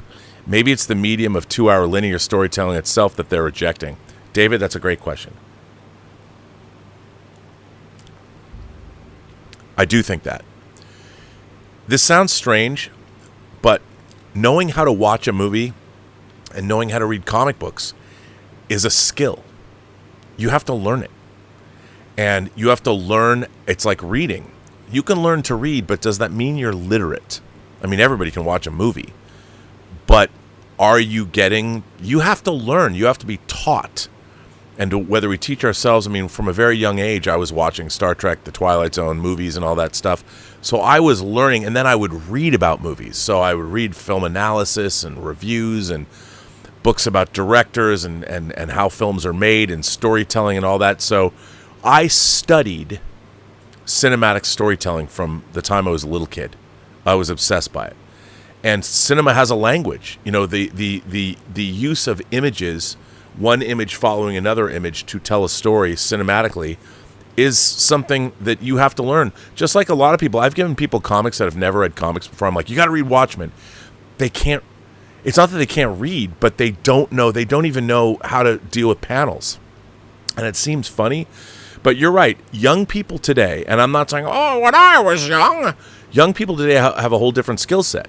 And we saw it in the beginning of the 80s when people could watch music videos and they realized how quickly people could understand imagery. And a lot of our great music videos it changed how editing happened, because people could understand and perceive images coming at a much faster rate than anybody previously thought, which was pretty interesting. So I think the ultimate, what's going on with short form videos is kind of what began in the 80s when people started to see that you could, human beings could retain a lot of attention. Unfortunately, I think that the real difference, the thing that has happened is there's been a shift in society, especially with young people. They want something different. And what they want, I mean, now, I didn't have this when I was younger, and I probably would have been a very different person. But user-generated content is where it's at. Users generating content that people can watch, whether you watch it. I've seen it. I watched two girls grow up, and one of them, Sophie, who's now 21, I've known her for 9 years of her life and watched how she consumes media. Now, she likes movies, but she carries her phone around with her and watches all kinds of things that she's looking at. But user-generated content, the youth of today, I'm not saying they don't like movies, but they don't like movies very much. It doesn't dominate their lives. They want to see other people. They want to see user-generated content. And there was a great article. Didn't I read it? I think I might have read it on the show, or I read it on Let's Get Physical Media. It's totally different now, and movies used to be the dominant art form. As I've said, movies were the art form of the 21st century, and I've often said that we live in a post-cinema age. Nowadays people are at the forefront of their own entertainment. They're their own central protagonist, and it's just a different time. It's not better or worse. It's just different. It's new. It's a new medium, relatively new. TikTok, short-form videos, all kinds of user-generated content are what people are interested in now. Is it my thing? I'm old school. Look, the fact people now, when I first started going onto YouTube, like in 2015, when John Schnepp brought me onto AMC Heroes with Campy, and then it became Collider Heroes, I had people looking at me like I was crazy. When I started my own YouTube channel, people were like, gee, Rob, what an egomaniac you are, starting a YouTube channel and talking about all this stuff. And I'm like, well, should I sit around and wait for the phone to ring? I have these meetings like Blood Music, perfect example. Trying to get a movie made is one of the most singularly frustrating things in the world. You have to have a lot of different meetings with people that know less than you do, convince them that a story that they're never going to read is something that you really want to make and that they should make it and it will make them all money. I mean, it's insane. It's insane. But what YouTube has done has given creative people of all kinds, young, old, an outlet. Like, I mean, totally, it's not a lot compared to a lot of other YouTubers, but I think overall I've been on YouTube for like 7 years. It'll be 7 years next April. I celebrated my 6th anniversary of at least being with Campy in April, but I first went on, 9th, I've been I started this channel at the end of 2018, so I think it'll be 6 years around November or something. But I think this channel has like 13 or 14 million views. That's insane. I mean, it's over 6 years, but my channel has been growing and all that. It astonishes me that I have 13 or 14 million views, and I'll get more. I mean, when I was at John's, when we were 3 years ago, I think it was pre-pandemic, we had 100 million view party. I mean, that's insane. I couldn't believe that. My little fakakta independent movies that I've worked on couldn't possibly have that. I mean, unless I made a huge studio movie. And so it's a different kind of a thing. But user-generated content, even me, I'll tell you, I barely watch. I'll watch streaming shows that are interesting. I watch YouTube. I watch all these other people that stream. And I watch their opinions. I watch all kinds of crazy things on... I've talked about this before, but I watch a lot of car YouTube, like the Stradman and Manny Koshbin and what is it, Daily Driven Exotics or whatever, DDE. I watch a lot of... I'm never going to own a supercar. I wouldn't want to own a supercar in Southern California. But even if I had one, I mean, I'd love to own a Lambo someday. But I watch these shows because I love it. I mean, I love the Stradman. And I love Manny Koshbin's collection. And all this. I love YouTube. I love user-generated content because it's a window to the world. And why watch fiction when you can watch real people? I totally get it. It's a different thing. And because of that, I'll tell you, because of that, a lot of our cinematic legacy is going to go unwatched by younger generations. And that's okay. It'll still be around for people that want to find it.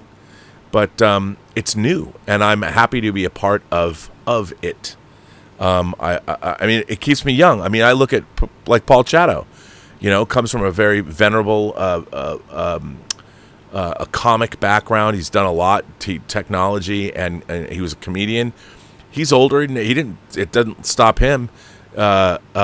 His news channel, his fake news channel, his satiric news channel is hilarious. And I think what's really interesting is there's people from all ages and all walks of life. I know from my analytics, there are people from 13 to 70 that watch my channel, which is wild to me. That's crazy. But I love you all, and thanks for doing it. So if that makes any sense. So Agent Silver Fox asks, Rob, do you catalog your collection? I use iCollectEverything app for my figures, 4K Blu-ray and vinyl. It calculates your collection value. Oh, Agent Silver Fox? No. I do not want to use that. I don't. Because my collection's so weird and eclectic anyway, but I do not want to know how much I spent on Hot Toys. I do not want to know how much I spent on Blu-rays or whatever. I mean, but because, and I'll tell you something else. I've learned, are things valuable? Well, only if you can find a buyer. Only if you can find a buyer. But yeah, man, I wouldn't want to do that. I wouldn't want to do that. That would be bad. I don't know. But I like that you do that. I mean, I think it's great to. It'd be great to know your collection, but yeah, that would bum me out. And when I think about all the stuff I bought and lost and all that, oh my God, hundreds of thousands of dollars. As long as you enjoy it, though. Hunter says, I read somewhere, I think it was Robert Meyer Burnett, who said authenticity is the currency of the future, is the currency of the 21st century. I believe in that. I mean, I agree with that. I'll tell you something else. This is going to seem a little weird, a little self-help, a little therapy. But this channel and being on YouTube has actually helped me become more authentic and become more myself, if that makes any sense. Because people can see through bullshit. And if I were, like somebody said to me, there was somebody who said in yesterday's show that they thought that because I really like Steve Asbell and I really like 20th Century Studios and stuff, that I would somehow and I like Fede Alvarez and pull my punches about Alien Romulus. I didn't, because I came home, I went on last night, I literally was right out of the theater, and I was pissed off. I mean, yeah, it was a beautifully made movie and all that, and they had all the technology they needed, but I was bummed out that, if you watch the Alien movies in chronological order now, that Alien Romulus will have stolen the thunder from the line, "Get away from her, you bitch." And I'm like, why would you do that? I'm still mad about that. I prefer the term artificial person myself. I'm like, what the fuck? Whose idea was that? Don't do that. And they did it. That did not have to be in the movie. Come up with something that's uniquely yours. Why do you have iconic catchphrases from another movie, another Alien movie in the franchise, in your movie? Who does that? Who does that? You didn't earn the right. I hate that. Tom Jr. Jackson said, I skipped some super chats that people are telling. Well, I haven't gone through all the super chats yet, so.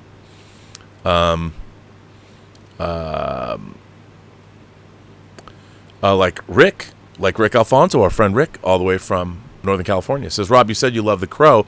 How about the TV show The Crow Stairway to Heaven? I like Mark DeCostas as Draven. The show had great drama, too. It was okay. I mean, it was good. It wasn't bad. It's kind of like the Highlander movie compared to the Highlander TV show. It was good. I liked it. I didn't hate it. Oscar Herrera says, how to differentiate Robert Downey Doom from Stark. Make Doom hate AC/DC. Make Doom hate AC/DC or Black Sabbath. That's pretty funny. Oscar Herrera says, I just want Black Suit Spider-Man in Secret Wars. A Man Can Dream. I think you kind of have to do that, don't you? Don't you have to do that? Alvaro Zenos. Oh, speaking of that. Oh, no. Where did it go? Every time Alvaro's here, I'm going to do a plug of his novel. Now, I don't know if I was talking with Bill Hunt about this the other day. We were talking about this book. Alvaro, here's his book. Equimedian right here. You can get it on... You got to get this on Amazon. I don't know if you can get the hardcover anymore. I love this hardcover. And Alvaro, you have to sign this. This is a very niche book about a very niche part of science fiction, 70s. And Alvaro told me that. And I was talking with Bill Hunt about this the other day. I didn't get it until I read it. I'm like, oh, now I understand what you were saying. You got to read this book. This is one of the better books I've read in the last year. It's really, really good. So, Alvaro, wait, I didn't even read your, since you were there. Alvaro says, episode 98125, what if underlies many classics? Flippantly, Christmas Carol is Scrooge going from Victor Von Doom to Iron Man after seeing an alternate future. Okay, dude, that is exactly what I'm talking about. That is exactly what I'm talking about. Yes, and I was saying this before. I did bring up even like It's a Wonderful Life. There's so many great road less traveled stories or different roads traveled, even in Star Trek. Tapestry, when Picard sees what happens if he didn't stand up to the Nausicaans. Or the Studio Ghibli aliens. But yeah, that's totally true. The question is, what makes Tony go bad? Says Thomas Logan. In Netflix's Dark, Jonah the hero is compelled by one event, a death that makes him become the villain. Yeah, I agree. And I think we're going to see that. We're going to see how an event happened or something went one way, and other things went another way. And I think that's what's great. And I love that. And let's see. I think I'm caught up. I think I'm caught up with everybody's super chats. But so Tom, if I have missed out, tell Tom. Yeah, I think I'm caught up. But yeah, I mean, that's what's going to happen. I think that's what's going to happen. I think it's going to be, and we're going to recognize. And I do think, I mean, they haven't announced it, and maybe this is. I just think you've got to do a movie. It's worth a movie. Scrooge, like Alvaro brought up, Scrooge is like that. The Great, or A Christmas Carol. There's a lot of movies that show that. Like I always talk about Mr. Nobody. You know, or you want to see a movie? It's different, but based on a good science fiction novel, Slaughterhouse 5. Kurt Vonnegut's Slaughterhouse 5. I mean, that's a movie who gets Billy Pilgrim gets unstuck in time. By the way, you know what? That's not really a great example because it's not road less traveled. It's a man he's looking back on his life. But if you haven't seen Slaughterhouse-Five, it is a science fiction movie about a man, Billy Pilgrim, who gets unstuck in time. And I wonder I think the movie's a wonderful movie. I don't know if it holds up for you guys if you haven't seen the movie before, but it was directed by George Roy Hill, who directed Butch Cassidy and the Sundance Kid and The World According to Garp. You should check it out. I really like, and it's based on Kurt Vonnegut's work. It's a great 70s science fiction film that kind of gets lost in the shuffle. But look for it. Slaughterhouse-Five. It's not a gore film or anything like that, but it has a lot. There's a lot of World War II in it. But anyway, I think I've caught up with everybody. I think I'm going to end this show. I thought the show was going to be short, but it turned out not to be short. That's because of you imagination connoisseurs. So thank you all for being here. And Tom Jr. Jackson, thanks for being a great moderator. Remember, you new members of the channel and the people that you got gifted memberships come tomorrow at noon. The link is in the community page. JM says, what's your favorite kind of cheese? Ooh, I love cheese. I have to tell you, this is terrible to say this. I'm going to say this anyway. There is at Trader Joe's, it's called spectacular, unexpected cheddar. And it's kind of a cheddar Parmesan mix. I mean, I could dry that shit out, chop it up, and snort it like cocaine. That's how much I love that cheese. But you know, I like those kinds of cheeses in the cheddar family. But there's because Elizabeth her mom is French. She's half French and half Serbian. So there's a lot of cheese that gets eaten here, and there's a lot of cheese I don't know. I need to talk to Kaz Graphics, the cheesemonger of this channel. But I do love those kinds of cheeses in that genre. I don't like really pungent cheeses, but I do like those kinds of things. And of course, you know, I do love Parmesans, that kind of thing, but not like the you buy the can. I mean, I like real good cheese. I don't know enough about cheeses, but I'll tell you, the cheeses that Elizabeth and her mom eat are chef's kiss. So good. 1001 Johnny says that there's more tips. Okay, I will look, and indeed there are. So I have to look. The tips are in different places, and that's it's interesting. So when you're looking, when people leave tips, they're in different places, and you have to look for them. 1001 Johnny, here we go. I see.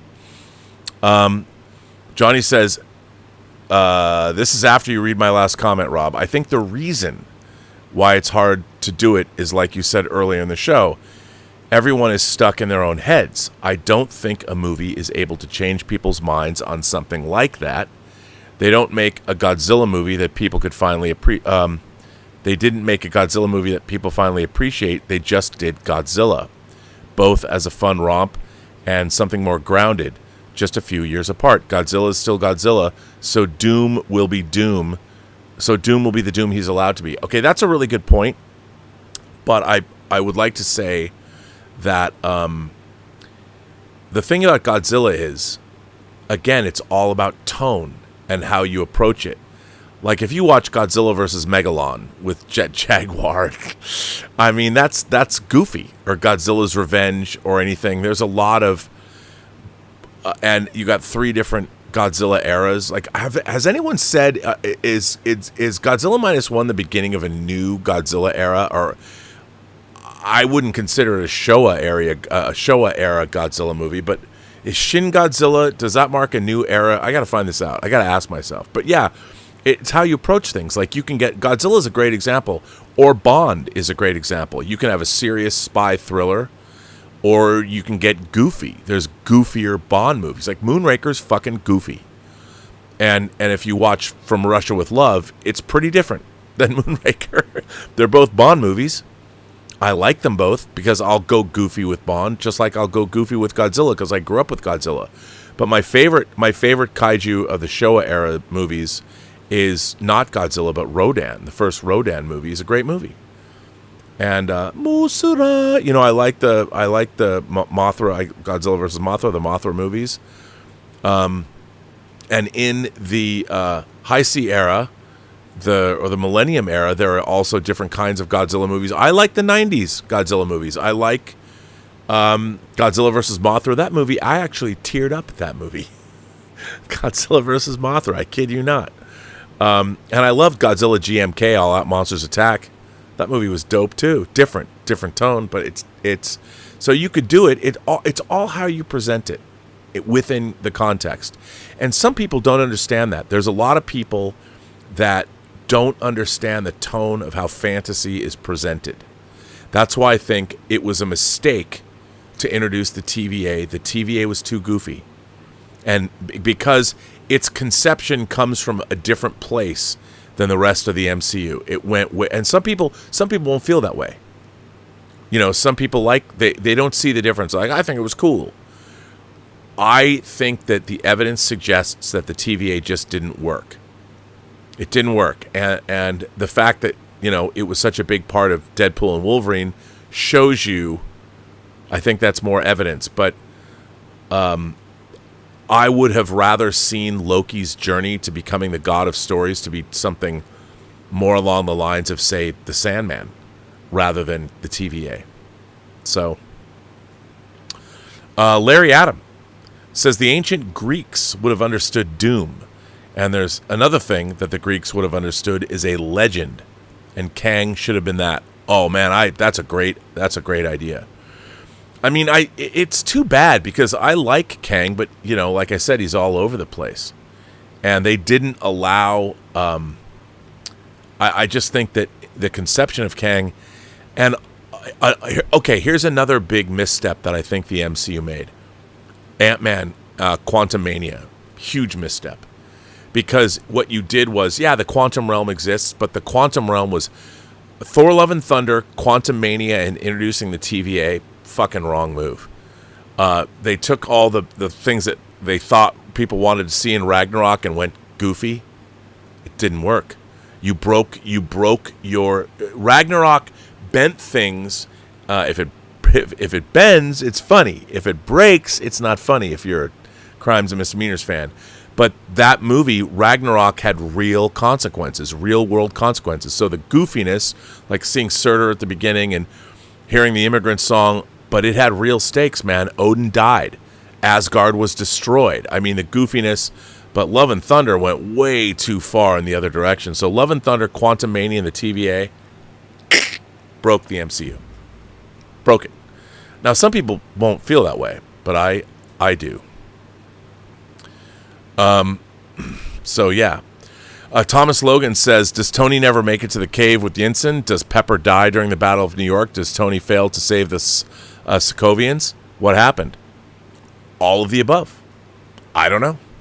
I don't know how they're going to play it. I don't necessarily even think that it has to even go that far. I don't know. Do we have to see Thanos come to Earth? What if Tony's already so far gone that he sees the logic in what Thanos is doing? And Tony comes from a world where the snap happened and that allowed Tony to take over. The post-snapping world left the world in a vulnerable position that allowed Tony Stark's new persona, because, you know, people wouldn't buy if Stark took over. Let's say after the snapping in that 5-year period of time, Tony Stark faked his own death after what happened fighting Thanos, faked his own death, created the Doom persona, and literally took over the world. I don't know. Something like that. Mario Lopez, all the way from Portugal, says to say stay away from her, you bitch, is as bad as to say that Deckard is not human. My man, Mario, say hi to your mother for me. You are correct, sir. I agree. But listen, folks, listen, fellows, ladies and gentlemen, boys and girls, gentle souls across these, the 28 known galaxies. I'm going to get off this show now. 23 positions in a one-night stand, as Prince would say. But it was great to see you all. This was great. This turned out to be a great show. Thank you, guys. This show is made great by you guys and your participation. What a fun show this was. You guys had great questions. Thank you so much for participating. I mean, I'm just the host. You got to open the door, and you guys make the party. So thank you all for that. This was a lot of fun. What a cool, fun Friday night show. I very much appreciate that, guys, girls, gentle beings, whoever you are, however you identify across the 28 known galaxies. I don't know why I say that. It's just I loved hearing that in Superman the movie. Why are there only 28 known galaxies? Is that the furthest the Kryptonians could go? Why not 29? Why not 30? Who knows? But anyway, remember, every person you meet has a story to tell that you have yet to hear. And all you have to do is listen. And look, still want to hear what you think about Alien Romulus. And watch the trailer for The Substance. And tell me, maybe it's not your jam, but man, if you read the reviews, actually don't read the reviews. But if anybody wants to take the Bobby Burnett book challenge, Greg Bear's Blood Music. Check this out. Get back to me. Tell me, do you think this could make a great movie? I think it could, because it can start small. And also, if you are interested, please go over to Kickstarter.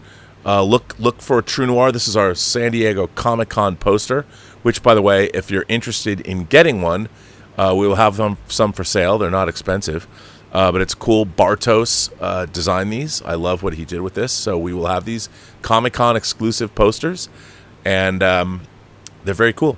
But anyway, thank you all very much. We have a member call tomorrow at noon, so hopefully I'll see you there. And yeah, on that note, have a better night.